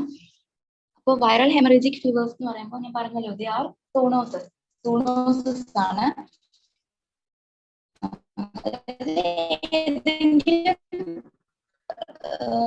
മൃഗങ്ങളിലൂടെ ഒക്കെ സ്പ്രെഡ് ആവുന്ന ഡിസീസസ് ആണ്, ഇൻഫെക്ഷൻസ് ആണ്. അപ്പൊ ഈ വൈറൽ ഹെമറേജിക് ഫീവേഴ്സിന്റെ ക്ലിനിക്കൽ ഫീച്ചേഴ്സിലേക്ക് വരുമ്പോൾ ഓരോന്റെ ക്ലിനിക്കൽ ഫീച്ചേഴ്സ് പറയാണ്. ഫീവർ ഉണ്ടാവും, മലേസ് ഉണ്ടാവും, there will be body pain, sore throat, headache ഒക്കെ ഉണ്ടാവും. പിന്നെ നമ്മൾ ഈ വൈറൽ ഹെമറേജിക് ഫീവേഴ്സിന്റെ എല്ലാത്തിലും ഉണ്ടാവണം എന്നില്ല, ചിലതിലേ ഉണ്ടാവുള്ളൂങ്കിലും എക്സാമിൻ ചെയ്യുമ്പോൾ ചില വൈറൽ ഹെമറേജിക് ഫീവേഴ്സ് അഥവാ VHF നമുക്ക് ഷോർട്ടിട്ട് വിളിക്കാം, അതിന് നമുക്ക് കൺജങ്ക്റ്റിവൈറ്റിസ് കാണാൻ സാധിക്കും. ത്രോട്ട് ഇൻഫെക്ഷൻ, ത്രോട്ട് എക്സാമിൻ ചെയ്ത് കഴിഞ്ഞാൽ ത്രോട്ട് ഇൻഫെക്ഷൻ കാണാൻ സാധിക്കും. There will be erythematous or petechial rash, കയ്യിൽ നോക്കിക്കഴിഞ്ഞാൽ അങ്ങനെ നമുക്ക് റാഷ് കാണാൻ, കയ്യിലല്ല ബോഡിയിൽ നോക്കിക്കഴിഞ്ഞാൽ നമുക്ക് റാഷ് കാണാൻ സാധിക്കും. ഹെമറേജസ് ഉണ്ടാവാൻ സാധ്യതയുണ്ട്. ആൻഡ് ലിംഫഡിനോപ്പതിയും കാണാൻ സാധ്യതയുണ്ട്. അപ്പം ക്ലിനിക്കലി ജനറൽ ആയിട്ടുള്ള ഒരു എന്താ പറയാ ക്ലിനിക്കൽ ഫീച്ചേഴ്സ് ആണ് ഞാൻ പറഞ്ഞത്. ഇനി നമുക്ക് ഓരോന്നിനും ഡിഫറെന്റ് ആയിട്ടുള്ള സിംറ്റംസ് വേറെ ഉണ്ട്, അത് നമുക്ക് ഓരോന്നും എടുത്ത് പഠിക്കുമ്പോൾ മാത്രമേ നമുക്ക് മനസ്സിലാവുള്ളൂ. So first one is Lhasa fever. That is Lhasa virus എന്ന് പറയുന്ന ഒരു വൈറസ് ഉണ്ടാക്കുന്ന ഒരു ഇൻഫെക്ഷൻ ആണ് ലാസ ഫീവർ. അപ്പോ ഇതിന്റെ റിസർവയർ എന്ന് പറയുന്നത് മൾട്ടി മാമേറ്റ് റാറ്റ്സ് ആണ്, അതായത് എലികളാണ്. എലികളിലൂടെയാണ് നമുക്ക് എപ്പോഴും എലിയുടെ യൂറിനിലൂടെയും അല്ലെങ്കിൽ ഈ ഒരു അസുഖം വന്ന് അഫക്റ്റഡ് ആയിട്ടുള്ള പേഷ്യന്റിന്റെ ബോഡി ഫ്ലൂയിഡിലൂടെയൊക്കെയാണ് ലാസ ഫീവർ എപ്പോഴും സ്പ്രെഡ് ആവുന്നത്. ഇതിന്റെ ഡിസ്ട്രിബ്യൂഷൻ ജോഗ്രഫിക്കലി നോക്കുകയാണെങ്കിൽ കൂടുതലായിട്ടും ഈ ലാസ ഫീവർ കണ്ടുവരുന്നത് വെസ്റ്റ് ആഫ്രിക്കയിലാണ്.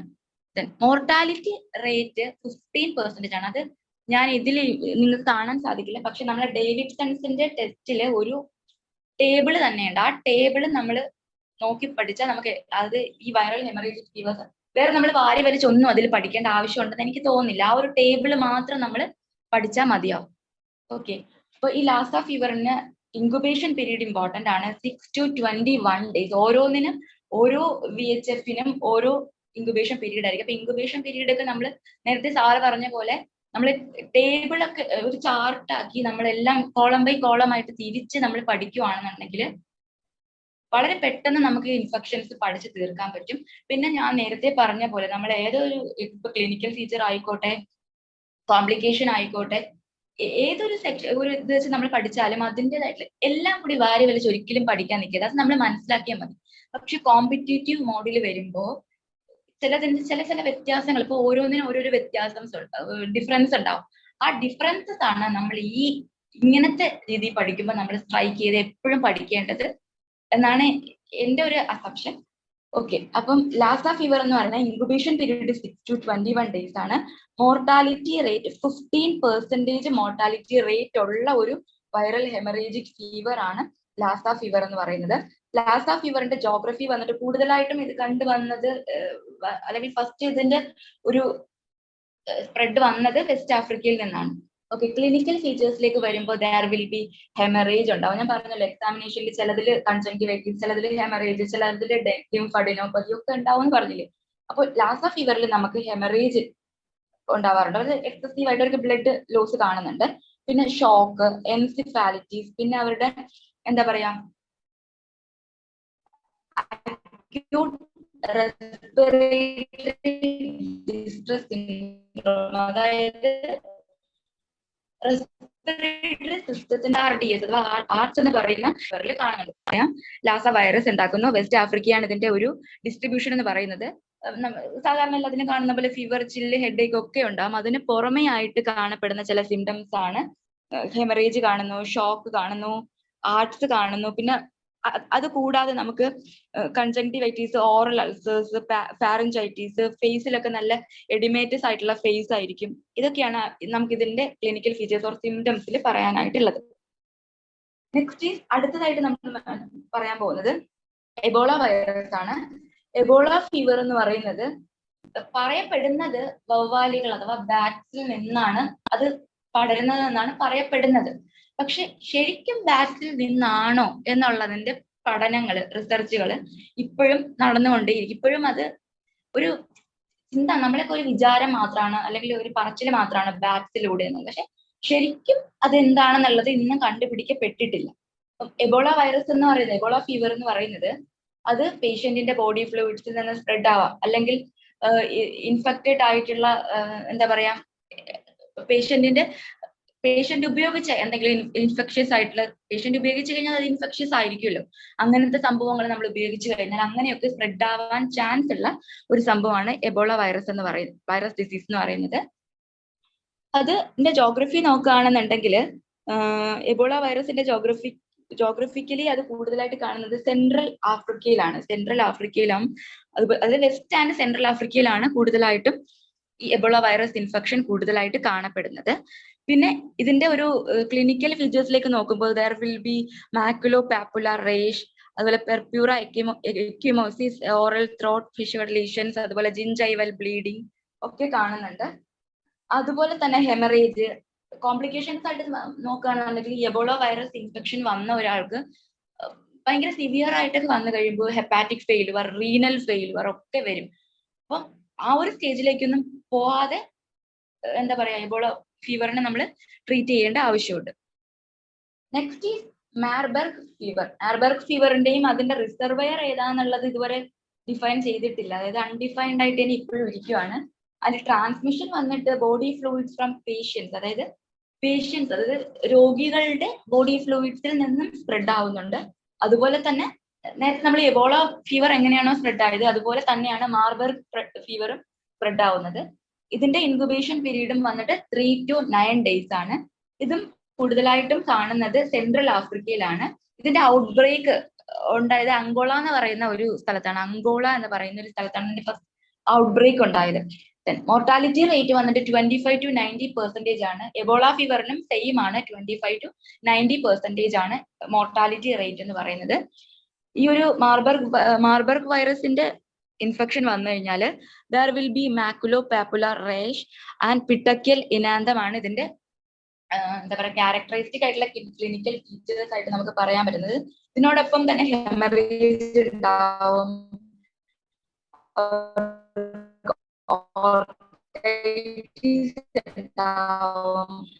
ഡയറിയ ഉണ്ടാവും. ഇതെല്ലാമാണ് മാർബർഗ് ഫീവറിന്റെ ക്ലിനിക്കൽ ഫീച്ചേഴ്സ് ആയിട്ട്. സിവിയർ ആയിട്ടുള്ള ഡയറിയ, എൻസിഫാലോ ഉണ്ടാവുന്നത്. വളരെ ചെറിയ ഒരു ഇൻഫെക്ഷൻ ആണെന്നുണ്ടെങ്കിൽ, വളരെ ചെറിയ ഇൻഫെക്ഷനേ ഉള്ളൂ, അല്ലെങ്കിൽ സിവിയർ അല്ലാത്താണെങ്കിൽ നമുക്ക് ഈ റാഷും ഈ പിട്ടക്കൽ ഇനാന്തം ഞാൻ നേരത്തെ പറഞ്ഞല്ലോ, നമ്മൾ മ്യൂക്കസ് മെംബ്രെയിൻസിൽ വരുന്ന റാഷിനെയാണ് ഇനാന്തം എന്ന് പറയുന്നത്. അപ്പം മ്യൂക്കസൽ മെംബ്രെയിൻസിലൊക്കെ നമുക്ക് പിട്ടക്കൽ റാഷസ് കാണാനായിട്ട് സാധിക്കും. അതാണ് മാർബർഗ് വൈറസ് ഇൻഫെക്ഷൻ, മാർബർഗ് ഫീവറിന്റെ എന്താ പറയാ ചെറിയ രീതി മൈൽഡർ ഫോംസിൽ കാണപ്പെടുന്ന സിംറ്റംസ് എന്ന് പറയുന്നത്. അടുത്തതായിട്ട് ഡെങ്കു ഫീവർ നമ്മൾ പറഞ്ഞു കഴിഞ്ഞു, അതുകൊണ്ട് ഇനി പറയേണ്ട ആവശ്യമുണ്ടെന്ന് എനിക്ക് തോന്നുന്നില്ല. പിന്നെ നമ്മൾ അടുത്ത് പറയുന്നത് ക്യാസനൂർ ഫീവർ എന്ന് പറയുന്നത് മങ്കീസ് ആണ് അതിന്റെ റിസർവയർ. അതിന് ട്രാൻസ്മിഷൻ വരുന്നത് എപ്പോഴും ടിക്സിലൂടെയാണ്. ടിക്സ് മീൻസ് ചെറിയ ചെറിയ ഈ പ്രാണികളൊക്കെ ഉണ്ടല്ലോ, അതിൽ കൂടെയാണ് ഈ മങ്കീസിന്റെ പുറത്തെ ടിക്സ് ഒക്കെ വന്നിരുന്നിട്ട് അങ്ങനെ ആ ഒരു മോഡ് ഓഫ് ട്രാൻസ്മിഷൻ ആണ് ഇതിൽ വരുന്നത്. So reservoir is monkeys and transmission through ticks. Okay, incubation period വന്നിട്ട് 3 to 8 days ആണ്. ജോഗ്രഫിക്കലി നോക്കുകയാണെങ്കിൽ നേരത്തെ പറഞ്ഞതെല്ലാം ആഫ്രിക്കയും ഒക്കെ ആയിരുന്നു അല്ലെ, വെസ്റ്റ് ആഫ്രിക്ക, സെൻട്രൽ ആഫ്രിക്ക ഒക്കെ ആയിരുന്നു നമ്മൾ ഇതുവരെ പറഞ്ഞിട്ടുള്ള ഇൻഫെക്ഷൻസ് എല്ലാം. പക്ഷെ ഈ ഒരു ക്യാസനൂർ ഫീവർ എന്ന് പറയുന്നത് നമ്മുടെ ഇന്ത്യയിൽ തന്നെ, നമ്മുടെ കർണാടക സ്റ്റേറ്റ് ആണ് ഇതിന്റെ ജോഗ്രഫിക്കലി ഇത് കൂടുതലായിട്ട് കാണപ്പെട്ട് വന്നിട്ടുള്ളത് ഇന്ത്യയിൽ കർണാടക സ്റ്റേറ്റിലാണ്. ഓക്കെ, ഇതിന്റെ മോർട്ടാലിറ്റി റേറ്റ് വന്നിട്ട് 5 to 10% ആണ്. ക്യാസനൂർ ഫീവറിന്റെ മോർട്ടാലിറ്റി റേറ്റ് 5 to 10% ആണ്. ആൻഡ് ഇതിൽ നമ്മൾ സിംറ്റംസ് നോക്കുകയാണെങ്കിൽ there will be suffusion of conjunctiva, petechial haemorrhages on the mucosal membranes. ഇതാണ് പിന്നെ സിവിയർ ആയിട്ടുള്ള headache, mental disturbances, tremors ഒക്കെ ഉണ്ടാവും.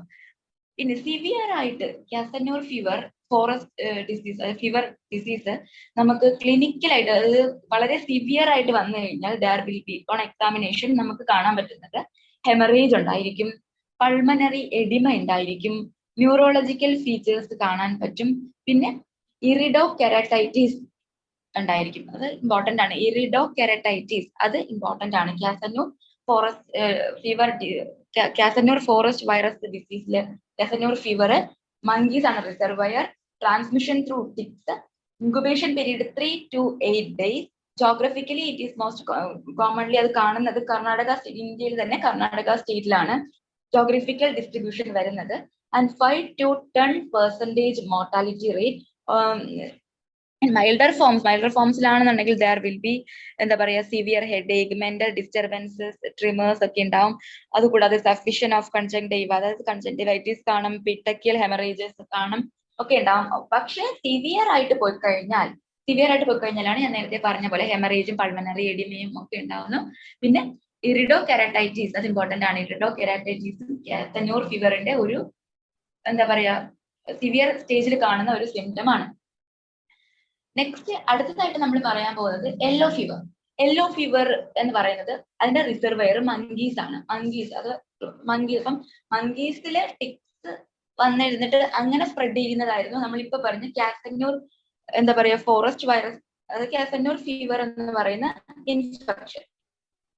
ഇനി മങ്കീസിൽ പുറത്ത് മൊസ്കിറ്റോസ് വന്നിരുന്നിട്ട് സ്പ്രെഡ് ചെയ്താലോ, അതിനെയാണ് നമ്മുടെ യെല്ലോ ഫീവർ എന്ന് പറയുന്നത്. സോ റിസർവയർ എന്ന് പറയുന്നത് മങ്കീസ് ആയിരിക്കും. ട്രാൻസ്മിഷൻ ത്രൂ മൊസ്കിറ്റോസ് ആയിരിക്കും. ഇൻക്യുബേഷൻ പീരീഡ് എങ്ങനെയാണ്? 3 to 6 days ആണ്. 3 മുതൽ 6, അതായത് ഒരാഴ്ചക്കാലത്തോളം ആണ് ഇതിന്റെ ഇൻക്യുബേഷൻ പീരീഡ് വരുന്നത്.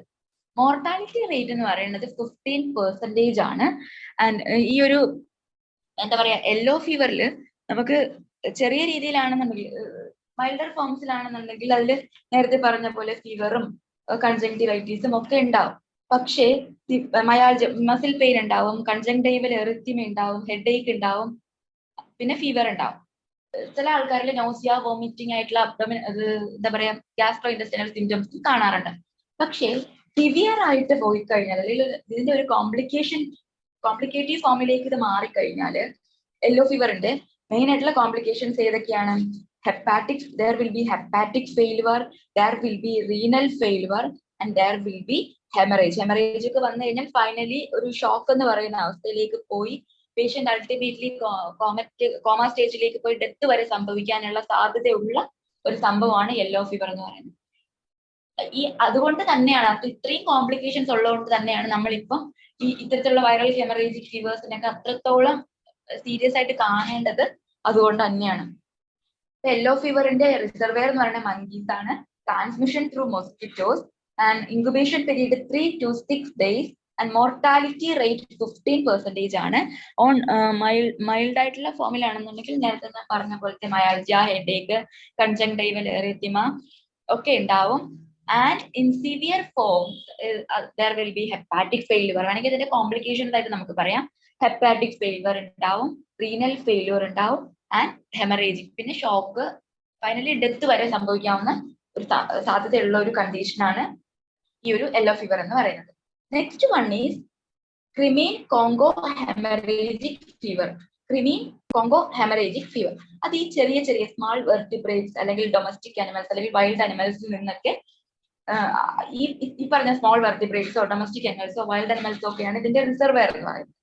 ഇതിന്റെ ട്രാൻസ്മിഷൻ വന്നിട്ട് എക്സോഡസ് എന്ന് പറയുന്ന ഒരു ടിക്കാണ്. അതായത് ഒരു എന്താ പറയാ, നമുക്ക് ഒരു ടിക്ക് ഉണ്ട്, എക്സോഡസ് എന്ന് പറയുന്ന ഒരു ടിക്ക് ഉണ്ട്. അതിലൂടെയാണ് ഇത് സ്പ്രെഡ് ചെയ്യുന്നത്. Crimean Congo haemorrhagic fever. ആ ടിക്കിന്റെ പേര് ഇമ്പോർട്ടന്റ് ആണ്. ഇക്സോഡസ്, IXODES ആണ് സ്പെല്ലിംഗ്. പിന്നെ ബോഡി ഫ്ലൂയിഡ്സിലൂടെയും സ്പ്രെഡ് ആവുന്നുണ്ട്. അതായത് ഈ പേഷ്യന്റിന്റെ, നേരത്തെ നമ്മൾ പലതിലും പറഞ്ഞ പോലെ പേഷ്യന്റിന്റെ ബോഡി ഫ്ലൂയിഡ്സിലൂടെയും ഇത് സ്പ്രെഡ് ആവാൻ സാധ്യതയുണ്ട്. ഇനി ഇതിന്റെ ഇൻക്യുബേഷൻ പീരീഡ് നോക്കുമ്പോൾ ഇപ്പം ഈ ടിക്ക് വഴിയാണ് സ്പ്രെഡ് ആവുന്നതെങ്കിൽ ഒരു 3 ദിവസം തൊട്ട് 9 ദിവസം വരെ ഇതിന്റെ ഒരു ഇൻക്യുബേഷൻ പീരീഡ് പറയുന്നുണ്ട്. പക്ഷെ ബോഡി ഫ്ലൂയിഡ്സ് വഴിയാണ് spread ആവുന്നതെങ്കിൽ 3 to 6 days up to 13 days വരെയും ഇതിന്റെ ഒരു എന്താ പറയാ ഇൻക്യുബേഷൻ പീരീഡ് പോകുന്നുണ്ട്. അപ്പം 2 മോഡിലാണെങ്കിലും 2 രീതിയിലുള്ള ഇൻക്യുബേഷൻ പീരീഡ് ആണ് ഇവിടെ വരുന്നത്. എക്സോഡസ് സ്റ്റിക്ക് വഴിയാണെങ്കിൽ 1 to 3 days up to 9 days വരെയും, ബോഡി ഫ്ലൂയിഡ്സ് ആണെങ്കിൽ കുറച്ചും കൂടെ കൂടുതൽ ഇൻക്യുബേഷൻ പീരീഡ് കാണിക്കുന്നുണ്ട്. That is 3 to 6 days up to 13 days വരെ. പിന്നെ ഇതിന്റെ ജോഗ്രഫിക്കലി നോക്കുകയാണെങ്കിൽ ആഫ്രിക്ക, ഏഷ്യ, ഈസ്റ്റേൺ യൂറോപ്പ് പോലുള്ള കൺട്രീസിലാണ് കൂടുതലായിട്ടും കാണുന്നത്. മോർട്ടാലിറ്റി റേറ്റ് എന്ന് പറയുന്നത് 30% ആണ്. 30% ആണ് ഇതിന്റെ മോർട്ടാലിറ്റി റേറ്റ് വരുന്നത്. ആൻഡ് ഈ ഒരു എന്താ പറയാ ഡിസീസിന് സിവിയർ ഫോം അല്ല, ചെറിയ രീതിയിലൊക്കെ വരികയാണെങ്കിൽ മീൻസ് ഒരു ഫസ്റ്റ് അറ്റാക്കിലൊക്കെ നമുക്ക് fever, myalgia, dizziness, stiffness, vomiting, agitation ഒക്കെ നമുക്ക് വരാനുള്ള സാധ്യതയുണ്ട്.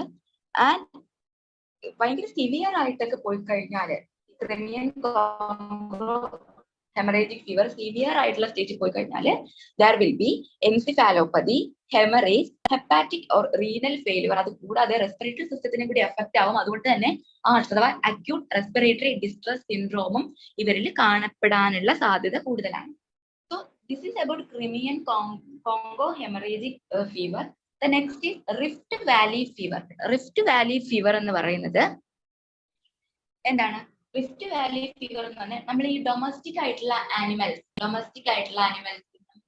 ലൈഫ് സ്റ്റോക്ക് ആനിമൽസിൽ നിന്നൊക്കെ സ്പ്രെഡ് ആകുന്ന, അതായത് ഒന്നെങ്കിൽ ഈ ആനിമൽസുമായിട്ടുള്ള കോണ്ടാക്ട് വഴി, അല്ലെങ്കിൽ ഈ ആനിമൽസിന്റെ പുറത്ത് ഇപ്പൊ ഏതെങ്കിലും ഒരു ഇൻസെക്ട് വന്നിരുന്നിട്ട് ആ ഇൻസെക്ട് നമ്മളെ വന്ന് ബൈറ്റ് ചെയ്താലോ, അല്ലെങ്കിൽ മൊസ്കിറ്റോസ് നമ്മളെ വന്ന് ബൈറ്റ് ചെയ്താലോ ഒക്കെയാണ് ഈ റിഫ്റ്റ് വാലി ഫീവർ എന്ന് പറയുന്ന ഇൻഫെക്ഷൻ സ്പ്രെഡ് ചെയ്യുന്നത്. ഇതിന്റെ ഇൻക്യുബേഷൻ പീരീഡ് വന്നിട്ട് 2 to 6 days ആണ്. ഇതിന്റെ ജോഗ്രഫിക്കലി ഇത് കൂടുതലായിട്ട് കാണുന്നത് ആഫ്രിക്ക, പിന്നെ അറേബ്യൻ കൺട്രീസിൽ, അറേബ്യൻ പെനിൻസുലയിലും ഒക്കെയാണ് കൂടുതലായിട്ട് ഈ റിഫ്റ്റ് വാലി ഫീവർ കൂടുതലായിട്ട് കാണപ്പെടുന്നത്. ആൻഡ് ഈ റിഫ്റ്റ് വാലി ഫീവറിലും ഞാൻ നേരത്തെ പറഞ്ഞ പോലത്തെ എല്ലാ സിംറ്റംസും, ഫീവർ, മയാൾജിയ, അങ്ങനെയുള്ള വൈറൽ ഹെമറേജിക് ഫീവറിന്റെ കോമൺ ആയിട്ടുള്ള എല്ലാ സിംറ്റംസും ഇതിലുണ്ടാവും. ആൻഡ് വെൻ അത് ഭയങ്കര സിവിയർ ആയിട്ട് പോയി കഴിഞ്ഞാൽ there will be haemorrhage, blindness, meningoencephalitis ഒക്കെ ഉണ്ടാവും. ഓക്കെ, പിന്നെ ഏറ്റവും ലീസ്റ്റ് ആയിട്ടുള്ള മോർട്ടാലിറ്റി റേറ്റ് കാണിക്കുന്ന, അതായത് 1% മാത്രം മോർട്ടാലിറ്റി റേറ്റ് കാണിക്കുന്ന ഒരു വൈറൽ ഹെമറേജിക് ഫീവർ ആണ് റിഫ്റ്റ് വാലി ഫീവർ എന്ന് പറയുന്നത്. അത് ഇമ്പോർട്ടന്റ് ആയിട്ടുള്ള പോയിന്റ് ആണ്.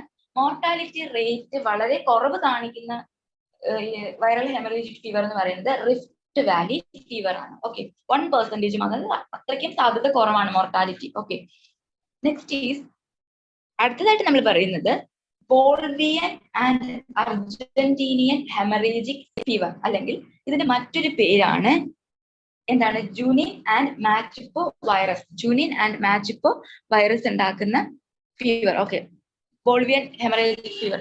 മാച്ചിപ്പോ വൈറസ് ആണെങ്കിൽ അത് ബോൾവിയൻ ഹെമറേജിക് ഫീവറും, ജൂനിൻ വൈറസ് ആണെന്നുണ്ടെങ്കിൽ അത് അർജന്റൈൻ ഹെമറേജിക് ഫീവറുമാണ് വരുന്നത്. സോ ഇത് രണ്ടുകൂടി ചേർത്തിട്ടാണ് ഇവിടെ പറഞ്ഞത് Bolivian and Argentinian haemorrhagic fever. Okay, അതിന്റെ റിസർവയർ എന്ന് പറയുന്നത് റോഡൻസ് ആണ്. അതായത് ഈ കരണ്ട് തിന്നുന്ന ജീവികളാണ്. ചിലപ്പോൾ സ്ക്വറൽസ് ആവാം, റേറ്റ് ആവാം, എന്ത് വേണമെങ്കിലും ആവാം, റോഡൻസിലൂടെയാണ്.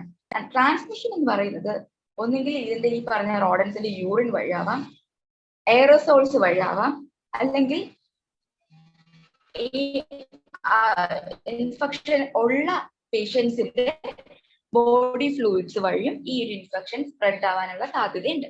ഇനി 5 to 19 days ആണ് ഇതിന്റെ ഒരു ഇൻക്യുബേഷൻ പീരീഡ് ആയിട്ട് പറയുന്നത്. സൗത്ത് അമേരിക്കയാണ് ഇതിന്റെ ജോഗ്രഫിക്കൽ ഡിസ്ട്രിബ്യൂഷൻ വരുന്നത്. സൗത്ത് അമേരിക്കയാണ്. ഈ മോർട്ടാലിറ്റി റേറ്റ് വന്നിട്ട് 15 to 30% ആണ് മോർട്ടാലിറ്റി റേറ്റ് വരുന്നത്. മൈൽഡർ ഫോംസ് ആണെങ്കിൽ ദർ വിൽ ബി ഫീവർ, അതുപോലെ ചിൽസ്, ഹെഡ് ഏക്ക്, മയാൾജിയ ഒക്കെ ഉണ്ടാവും. ആൻഡ് കോംപ്ലിക്കേഷൻസ് എന്ന് പറയുമ്പോൾ ഒന്നെങ്കിൽ എന്താ പറയുക, ഈ ഒരു ബോൾവിയൻ അർജന്റീനിയൻ ഹെമറേജിക് ഫീവറിന്റെ കോംപ്ലിക്കേഷൻസ് എന്ന് പറയുമ്പോൾ there will be haemorrhage, shock, അതുപോലെ തന്നെ പിന്നെ ഡിസിമിനേറ്റഡ് ആയിട്ടുള്ള ബ്ലഡ് ക്ലോട്ടിംഗ് കാണാം, കൺജങ്ക്ടിവൈറ്റീസ് കാണാം, ഓറൽ അൾസേഴ്സ് വരാനുള്ള സാധ്യത കൂടുതലാണ്. ഇനി ജുനിൻ വൈറസ് ആണെന്നുണ്ടെങ്കിൽ നമുക്ക് പിട്ടക്കിയൽ ഇനാന്തംസ് അത് രണ്ടിലും കാണിക്കുന്നുണ്ട്. പിട്ടക്കിയൽ ഇനാന്തംസ് രണ്ടിലും കാണിക്കുന്നുണ്ട്. പിന്നെ ജുനിൻ വൈറസിലാണെന്നുണ്ടെങ്കിൽ there will be erythema on face and trunk, there will be conjunctival ആയിട്ടുള്ള കൺജങ്ക്ടൈവൽ ഇൻഫെക്ഷൻസും ഒക്കെ നമുക്ക് എന്താ പറയാ ജുനിൻ വൈറസിൽ കാണാനായിട്ട് സാധിക്കും. Okay, so this is about Bolivian and Argentinian hemorrhagic fever. അതായത് ജൂനിൻ ആൻഡ് മാച്ചിപ്പോ വൈറസ് ആണ്. ജുനിൻ വൈറസ് ആണ് അർജന്റൈൻ ഹെമറേജിക് ഫീവർ ഉണ്ടാക്കുന്നത്. മാച്ചിപ്പോ വൈറസ് ഉണ്ടാക്കുന്നത് ബോൾവിയൻ ഹെമറേജിക് ഫീവർ ആണ്. പേരിൽ തന്നെ ഉണ്ട്. അതെന്താണ്? ഈ ജുനിൻ വൈറസ് അർജന്റീനയിലും ബോൾവിയൻ ഹെമറേജിക് ഫീവർ അല്ലെങ്കിൽ മാച്ചിപ്പോ വൈറസ് വന്നിട്ട് ബോൾവിയയിലുമാണ്. അതുകൊണ്ടാണ് അതിന് അങ്ങനെ ഒരു പേര് തന്നെ വന്നത്. കോമൺ ആയിട്ടുള്ള എല്ലാ ക്ലിനിക്കൽ ഫീച്ചേഴ്സും ഉണ്ടാവും. ഫീവർ, ഹെഡേക്ക്, മയാൾജി ഒക്കെ ഉണ്ടാവും. പിന്നെ കോംപ്ലിക്കേറ്റഡ് സ്റ്റേജ് അല്ലെങ്കിൽ സിവിയർ ഫോംസിലാണ് ഞാൻ ഈ പറഞ്ഞ പോലെ ഹെമറേജ്, ഷോക്ക്, അതുപോലെ സെറിബൽ എന്താ CNS അഫക്ട് ചെയ്തിട്ട് സെറിബെല്ലാർ ആയിട്ടുള്ള സയൻസ് ഒക്കെ, സെറിബെല്ലാർ ആയിട്ടുള്ള പല സിംറ്റംസും ഇവർ കാണിക്കുന്നുണ്ട്. അതുപോലെ തന്നെ ദർ വിൽ ബി എന്താ പറയാ കൺജങ്ടൈവൽ ഇൻഫെക്ഷൻ ഉണ്ട്, erythema on face and trunk. അതായത് in Junin virus there will be erythema on face and trunk. പിന്നെ ഓറൽ അൾസേഴ്സ് ഒക്കെ ഇതിന്റെ കോംപ്ലിക്കേഷൻസിൽ പെടുന്നതാണ്. Next is hand and fever. Hand and fever എന്താന്ന് നോക്കാം. ഹാൻഡ് ആൻഡ് ഫീവർ എന്ന് പറയുന്നത്, അഥവാ ഇതിനെ നമ്മൾ ഹാൻഡ് ആൻഡ് വൈറസ് സിൻഡ്രോം അത് എന്ന് നമ്മൾ പറയും. ഇതും റോഡൻസ് വഴി വരുന്ന സംഭവങ്ങളാണ്. ആദ്യം നമ്മൾ പറഞ്ഞ ലാസ ഫീവർ, പിന്നെ ബോൾവിയൻ ആൻഡ് അർജന്റീനിയൻ ഹെമറേജിക് ഫീവർ, അതായത് മാച്ചിപ്പോ വൈറസ് ആൻഡ് ജുനിൻ വൈറസിന്റെ ഇൻഫെക്ഷൻ അത് റോഡൻസ് വഴിയാണ്. ഇപ്പൊ ദേ പറഞ്ഞു haemorrhagic fever with renal syndrome, that is hand and fever. Hand and ഫീവറും റോഡൻസ് വഴിയാണ് വരുന്നത്. ഇത് നമ്മളെ ഫീസസ് വഴിയാണ് കൂടുതലായിട്ടും ഇതിന്റെ ട്രാൻസ്മിഷൻ. എയറോസോൾസ് ഫ്രം ഫീസസ് ആണ് ട്രാൻസ്മിഷൻ വരുന്നത്. 5 to 42 ഡേയ്സ് ആണ് ഇതിന്റെ ഇൻക്യുബേഷൻ പീരീഡ്. ടിപ്പിക്കലി 14 ഡേയ്സ് എന്നാണ് പറയുന്നത്. ടിപ്പിക്കലി 14 ഡേയ്സ് എന്നാണ് പറയപ്പെടുന്നത്. 5 to 42 ഡേയ്സ് വരെ ഇതിന്റെ ഇൻക്യുബേഷൻ പീരീഡ് പറയപ്പെടുന്നുണ്ട്. ജോഗ്രഫിക്കലി നോക്കുകയാണെന്നുണ്ടെങ്കിൽ എവിടെയൊക്കെയാണ് ഇതിന്റെ ജോഗ്രഫിക്കൽ ഡിസ്ട്രിബ്യൂഷൻ കൂടുതലായിട്ട് കാണുന്നത്? നോർത്തേൺ ഏഷ്യ, നോർത്തേൺ യൂറോപ്പ്, പിന്നെ ബാൽക്കൻസ് എന്ന് പറയുന്ന ഒരു പ്ലേസ്, അവിടെയൊക്കെയാണ് ഇതിന്റെ കൂടുതലായിട്ടുള്ള ഇതിന്റെ എന്താ പറയാ ജോഗ്രഫിക് ഡിസ്ട്രിബ്യൂഷൻ നമുക്ക് കാണാനായിട്ട് സാധിക്കുന്ന. ഇത് കൂടാതെ നമുക്ക് എന്താ പറയാ ഈ യൂറോപ്പ് എന്ന് പറയുമ്പോൾ സെൻട്രൽ യൂറോപ്പിലൊക്കെയാണ്, നോർത്തേൺ യൂറോപ്പ് പോലെ തന്നെ സെൻട്രൽ യൂറോപ്പിലും ഇതിന്റെ ജോഗ്രഫി ഉണ്ടെന്നാണ് പറയപ്പെടുന്നത്. ആൻഡ് ഈ ഒരു ഹാൻഡ് ആൻഡ് ഫീവർ ആണെന്നുണ്ടെങ്കിൽ അതിന്റെ സിംറ്റംസ് ആയിട്ട് പറയുന്നത് there will be fever, myalgia, nausea, vomiting, conjunctival irritation, and in severe form or severe stages there will be erythematous or petechial rash on the face, neck, shoulders, chest, ഇവിടെയൊക്കെ നമുക്ക് petechial rashes കാണാൻ പറ്റും. ഇത് കൂടാതെ acute renal failure or renal impairment ഉണ്ടാവും. എന്താ പറയാ cerebrovascular accidents സംഭവിക്കാം. പിന്നെ പൾമണറി എഡിമ ഉണ്ടാവാം, ഹെപ്പാറ്റിക് ഫെയിലിയർ, അതുപോലെ തന്നെ ഷോക്ക്, അതായത് ഹെമറേജ് ഉണ്ടാവാം. അത് കാരണം പിന്നെ ഷോക്കായി പേഷ്യന്റ് ഡെത്ത് ആവാൻ വരെയുള്ള ഉള്ള റീസൺസ് അതിൽ നിന്ന് വരാം. പിന്നെ അടുത്തതായിട്ട് നമ്മൾ പറയുന്നത് സെബിയ വൈറസ്. സെബിയ വൈറസ് അത് നമ്മൾ ബ്രസീലിയൻ ഹെമറേജിക് ഫീവർ അത് ഉണ്ടാക്കുന്ന വൈറസ് ആണ് സെബിയ വൈറസ്. ഇത് കൂടുതലായിട്ടും പേര് തന്നെയുണ്ട്, ബ്രസീലാണ് ഇതിന്റെ ജോഗ്രഫിക് ഡിസ്ട്രിബ്യൂഷൻ വരുന്നത്. ഫീവർ ഉണ്ടാവും, ഹെഡേക്ക് ഉണ്ടാവും, മയാൾജി ഉണ്ടാവും, മസിൽ പെയിനും പിന്നെ ജോയിന്റ് പെയിനും ഒക്കെ ഉണ്ടാവും, മയാൾജിയ, ആർത്രാൾജിയ ഒക്കെ ഉണ്ടാവും. പിന്നെ സിംറ്റംസ് സിവിയർ ആയിട്ട് വന്നു കഴിഞ്ഞാൽ എന്തൊക്കെ സിംറ്റംസ് ആണ് സെബിയ വൈറസ് അല്ലെങ്കിൽ ബ്രസീലിയൻ ഹെമറേജിക് ഫീവറിൽ കാണപ്പെടുന്നത്? There will be mucosal bleeding and diffuse petechiae. ഈ സെയിം കോംപ്ലിക്കേഷൻസ് തന്നെയാണ് നമ്മൾ ഈ ഗുനാർഷിയോ വൈറസിലും കാണുന്നത്. ഓക്കെ, അപ്പൊ ഗുനാർഷിയോ വൈറസ് അഥവാ വെനിൻസുലിയൻ ഹെമറേജിക് ഫീവർ എന്ന് പറയുമ്പോൾ അത് വെനിൻസുല എന്ന് പറഞ്ഞ പ്ലേസിലാണ് കാണപ്പെടുന്നത്. അവിടെയും ഈ പറഞ്ഞ പോലെ ഫീവർ, ഹെഡേക്ക്, മയാൾജി, ആർത്രാൾജി ഒക്കെ ഉണ്ടാവും. ആൻഡ് ഡിഫ്യൂസ് പിട്ടക്കി ആൻഡ് മ്യൂക്കസൽ എന്താ പറയാ ബ്ലീഡിങ്ങും ഉണ്ടാവും. ഇത്രയാണ് നമുക്ക് കോമൺ ആയിട്ട് പറയാനുള്ള വൈറൽ ഹെമറേജിക് ഫീവർ. ഇത് ഞാൻ പറഞ്ഞ പോലെ നമ്മളെ ഡേവിഡ്സൺസിന്റെ ടെസ്റ്റില് ഇതിന്റെ ഒരു ടേബിൾ ഉണ്ട്. ആ ടേബിള് നമ്മൾ വേറെ ഒന്നും നമ്മൾ വായിച്ചില്ലെങ്കിലും ആ ടേബിൾ നമ്മൾ വായിച്ചാൽ തന്നെ ഇതിനെ കുറിച്ചിട്ടുള്ള ധാരണ നമുക്ക് കിട്ടും. സോ ഇതിലിപ്പോ എടുത്തു പറയുകയാണെങ്കിൽ ഏറ്റവും ലീസ്റ്റ് മോർട്ടാലിറ്റി റേറ്റ് ഉള്ളത് റിഫ്റ്റ് വാലി ഫീവറിനാണ്. ഓക്കെ, 1% മാത്രമേ ഉള്ളൂ. ഹയസ്റ്റ് മോർട്ടാലിറ്റി റേറ്റ് ഉള്ളത് ഇബോള ഫീവറിനും കാണിക്കുന്നുണ്ട്, മാർബർഗ് ഫീവറിനും കാണിക്കുന്നുണ്ട്. ഇബോള ഫീവർ എന്ന് പറയുമ്പോൾ 25 to 90% മോർട്ടാലിറ്റി റേറ്റ് ആണുള്ളത്. സെയിം തന്നെയാണ് മാർബർഗ് ഫീവറിനും കാണിക്കുന്നത്. ഇനി മങ്കീസ് റിസർവയർ ആയിട്ടുള്ളത് യെല്ലോ ഫീവറിലും കാസനൂർ ഫീവറിലുമാണ് മങ്കീസ് റിസർവയർ ആയിട്ട് വരുന്നത്. ഓക്കെ, റോഡൻസ് റിസർവയർ ആയിട്ട് വരുന്നത് ബോൾവിയൻ ആൻഡ് അർജന്റീനിയൻ ഹെമറേജിക് ഫീവർ, അതായത് നമ്മൾ നേരത്തെ പറഞ്ഞല്ലോ ജൂനിയൻ ആൻഡ് മാച്ചിപ്പോ വൈറസ്, അതിൽ റോഡൻസ് ആണ് റിസർവയർ ആയിട്ട് വരുന്നത്. പിന്നെ നമ്മളിപ്പോ ലാസ്റ്റ് പറഞ്ഞ ഹാൻഡ് ആൻഡ് ഫീവറിലും റോഡൻസ് ആണ് റിസർവയർ ആയിട്ട് വരുന്നത്. പിന്നെ ഫസ്റ്റ് പറഞ്ഞ ലാസ ഫീവറിലും മൾട്ടി മാമേറ്റ് ആയിട്ടുള്ള റേറ്റ്സ് ആണ്, അതായത് എലികളിലൂടെ റോഡൻസ് ആണ് അതിലും റിസർവയർ ആയിട്ട് വരുന്നത്. പിന്നെ ഇതിന്റെ എല്ലാ ഇൻക്യുബേഷൻ അത് ആ ടേബിളിൽ കറക്റ്റ് ആയിട്ട് കൊടുത്തിട്ടുണ്ട്. ഇൻക്യുബേഷൻ പീരീഡ് പഠിക്കണം, ജോഗ്രഫിക് ഡിസ്ട്രിബ്യൂഷനും ഇമ്പോർട്ടന്റ് ആണ്, അതും പഠിക്കണം. ആ ഒരു ടേബിൾ അങ്ങനെ തന്നെ അങ്ങോട്ട് പഠിച്ചു വെക്കുന്നതായിരിക്കും ഏറ്റവും നല്ലത്. പിന്നെ ജനറലി എല്ലാ വൈറൽ ഹെമറേജിക് ഫീവേഴ്സിലും കാണപ്പെടുന്ന സിംറ്റംസ് എന്ന് പറയുന്നതാണ് fever, malaise, body pain, sore throat, headache. ഇതെല്ലാം ജനറലി ഈ പറഞ്ഞ എല്ലാ വൈറൽ ഹെമറേജിക് ഫീവേഴ്സിലും കാണപ്പെടുന്നുണ്ട്. ഈ വൈറൽ ഹെമറേജിക് ഫീവേഴ്സ് എല്ലാം തന്നെ സൂണോസിസ് ആണ്. ഓക്കെ, പിന്നെ കോംപ്ലിക്കേഷൻ അല്ലെങ്കിൽ നമ്മൾ സിവിയർ ഫോംസിലൊക്കെയാണ് നമ്മൾ എക്സാമിനേഷൻ നടത്തുമ്പോൾ കൺജങ്ക്റ്റിവൈറ്റിസും ത്രോട്ട് ഇൻഫെക്ഷനും പിട്ടക്കൽ റാഷും ഹെമറേജും ലിംഫഡിനോപ്പതിയും ഒക്കെ കാണുന്നതാണ്. ഏതാണ് ഈ എക്സാമിനേഷൻ ചെയ്യുമ്പോഴാണ് കാണപ്പെടുന്നത്. പിന്നെ ഇതിന്റെ എല്ലാത്തിന്റെയും കോമൺ ആയിട്ടുള്ള ചില എന്താ പറയാ കോംപ്ലിക്കേഷൻസ് ആണ് ഹെപ്പാറ്റിക് ഫെയിലുവർ, അതുപോലെ ഹെമറേജ്, റീനൽ ഫെയിലുവർ, അതുപോലെ റെസ്പിറേറ്ററി സിസ്റ്റത്തിനെ അഫക്ട് ചെയ്തിട്ട് അക്യൂട്ട് റെസ്പിറേറ്ററി ഡിസ്ട്രസ് സിൻഡ്രോമും ചിലതിന്റെയൊക്കെ കോംപ്ലിക്കേഷൻസ് ആയിട്ട് അതെല്ലാം ആ ടേബിളിൽ വളരെ കറക്റ്റ് ആയിട്ട് കൊടുത്തിട്ടുണ്ട്. സോ ഇത്രയാണ് ഇന്നത്തെ ക്ലാസ്. അപ്പം ഇന്ന് നമുക്ക് വൈറൽ ഹെമറേജിക് ഫീവർ വരെ നമ്മൾ നോക്കി നിർത്തിയിട്ടുണ്ട്. ഈ വൈറൽ ഇൻഫെക്ഷൻസ് ഇനിയും നമുക്ക് ഒരുപാട് വൈറൽ ഇൻഫെക്ഷൻസ് സ്കിന്നിൽ വരുന്ന വൈറൽ ഇൻഫെക്ഷൻസ് ഉണ്ട്, അതുപോലെ എൻട്രോ വൈറസ് ഇൻഫെക്ഷൻസ് വരുന്നുണ്ട്, ഗ്യാസ്ട്രോ ഇൻറ്റെസ്റ്റൈനൽ വൈറൽ ഇൻഫെക്ഷൻസ് വരുന്നുണ്ട്, ഇനിയും വൈറൽ ഇൻഫെക്ഷൻസ് കുറച്ച്, പിന്നെ റെസ്പിറേറ്ററി വൈറൽ ഇൻഫെക്ഷൻസ് വരുന്നുണ്ട്. അതിലാണ് നമുക്ക് കൊറോണ. ഇതെല്ലാം നന്നായിട്ട് പ്രിപ്പയർ ചെയ്തോളൂ, നമുക്ക് അടുത്ത ക്ലാസ്സുകൾ ഉടനെ വെക്കാം. ഓക്കെ, ബാക്കി ഡിസ്കഷൻസ് നമ്മൾ ഗ്രൂപ്പിലേക്ക് മാറ്റുന്നു. ഞാൻ ഡോക്ടർ ദൃശ്യയ്ക്കും ഡോക്ടർ ആമിന അസ്നാർക്കും രണ്ടുപേർക്കും വളരെ നല്ല രീതിയിൽ ഒരു നന്ദി പറയുകയാണ്. വളരെ പെട്ടെന്ന് കഴിഞ്ഞ ഒരു 4 ദിവസത്തിന് മുമ്പാണ് നമ്മൾ ഇങ്ങനെ ഒരു ക്ലാസ് ഇന്നത്തേക്ക് ഫിക്സ് ചെയ്തത്. ആ സമയത്ത് തന്നെ വോളണ്ടറി ആയിട്ട് ഞാൻ എടുക്കാം എന്ന് പറഞ്ഞ് മുന്നോട്ട് വന്നവരാണ് ഇവർ രണ്ടുപേരും. അതുകൊണ്ട് തന്നെയാണ് ഞാൻ ഇവരെ ഏൽപ്പിച്ചതും. നമ്മളുടെ പ്രതീക്ഷകൾക്ക് അപ്പുറം, പ്രതീക്ഷകളെക്കാൾ കൂടുതൽ വിജയപ്രദമായി നമ്മുടെ trial run first day complete ചെയ്യാൻ നമുക്ക് കഴിഞ്ഞു. ഒരു കാര്യം ഉറപ്പായി, 100 പേരിൽ കൂടുതൽ ഇനിയൊരു പ്രതീക്ഷിക്കേണ്ട കാര്യമില്ല. അപ്പോൾ ഇന്ന് പങ്കെടുത്തവരെല്ലാവരും ഇനിയുള്ള ക്ലാസ്സുകൾ ഉണ്ടാകുക. 100 പേരാകുമ്പോൾ നമുക്ക് എപ്പോൾ വേണമെങ്കിലും ക്ലാസ് അറേഞ്ച് ചെയ്യാം. ഗൂഗിൾ മീറ്റ് വഴി വേണമെങ്കിലും അറേഞ്ച് ചെയ്യാം. സൂമും നമുക്ക് അവൈലബിൾ ആണ്. നമുക്ക് ഇന്നത്തെ സൂം സെഷൻ ഞാൻ തന്നത് മുമ്പ് പറഞ്ഞതുപോലെ IFPH ആണ്, international forum for promoting homoeopathy ആണ്. അവരുടെ എല്ലാ ദിവസവും ക്ലാസ് നിങ്ങളുടെ ക്ലിനിക്കൽ പ്രാക്ടീസിന് സഹായിക്കുന്ന 8 മണി തൊട്ട് രാത്രി 10 മണി വരെ, 8 തൊട്ട് 10 വരെയുള്ള ക്ലാസ്സുകൾ എല്ലാ ദിവസവും ഉണ്ട്. ഇന്നത്തെ ക്ലാസ് കേരളത്തിലെ തന്നെ ഏറ്റവും പ്രഗത്ഭനായ, നേരത്തെ റിട്ടയർ ചെയ്ത ചീഫ് മെഡിക്കൽ ഓഫീസറായ ഡോക്ടർ മധുസൂദന പണിക്കരുടെയാണ്. ആലപ്പുഴയുള്ള മധുസൂദന പണിക്കർ ഡോക്ടറെ ആലപ്പുഴക്കാർക്ക് എന്തായാലും പരിചയം ഉണ്ടാകും, എല്ലാവർക്കും അറിയുമെന്ന് പ്രതീക്ഷിക്കുന്നു. അപ്പോൾ അതിന്റെ ലിങ്ക് ആവശ്യമുണ്ടെങ്കിൽ പേഴ്സണലി എനിക്ക് മെസ്സേജ് ഇടുക. അല്ലാതെ മറ്റു പല ഗ്രൂപ്പുകളിൽ നിന്നും അതിന്റെ ലിങ്ക് കിട്ടും, ഫേസ്ബുക്കിലും ഒക്കെ ലിങ്ക് അയക്കുന്നുണ്ട്. നിങ്ങൾ അതിൽ കയറുക, പരമാവധി ക്ലാസ് പ്രയോജനപ്പെടുത്തുക. അതുപോലെ നമ്മളുടെ സക്സസ് 2023യുടെ ഗ്രൂപ്പിൽ വളരെ സജീവമാകുക. എല്ലാവർക്കും നന്ദി, നമസ്കാരം. പ്രത്യേകിച്ച് IFPHന്റെ ഡോക്ടർ ബാബുരായ ഡോക്ടർക്ക് പ്രത്യേകം നന്ദി പറയുന്നു. നമ്മളോടൊപ്പം ഈ 3 മണിക്കൂർ 3.5 മണിക്കൂർ സമയം ജോയിൻ ചെയ്തതിൽ താങ്ക് യു ആൾ. ഓക്കെ.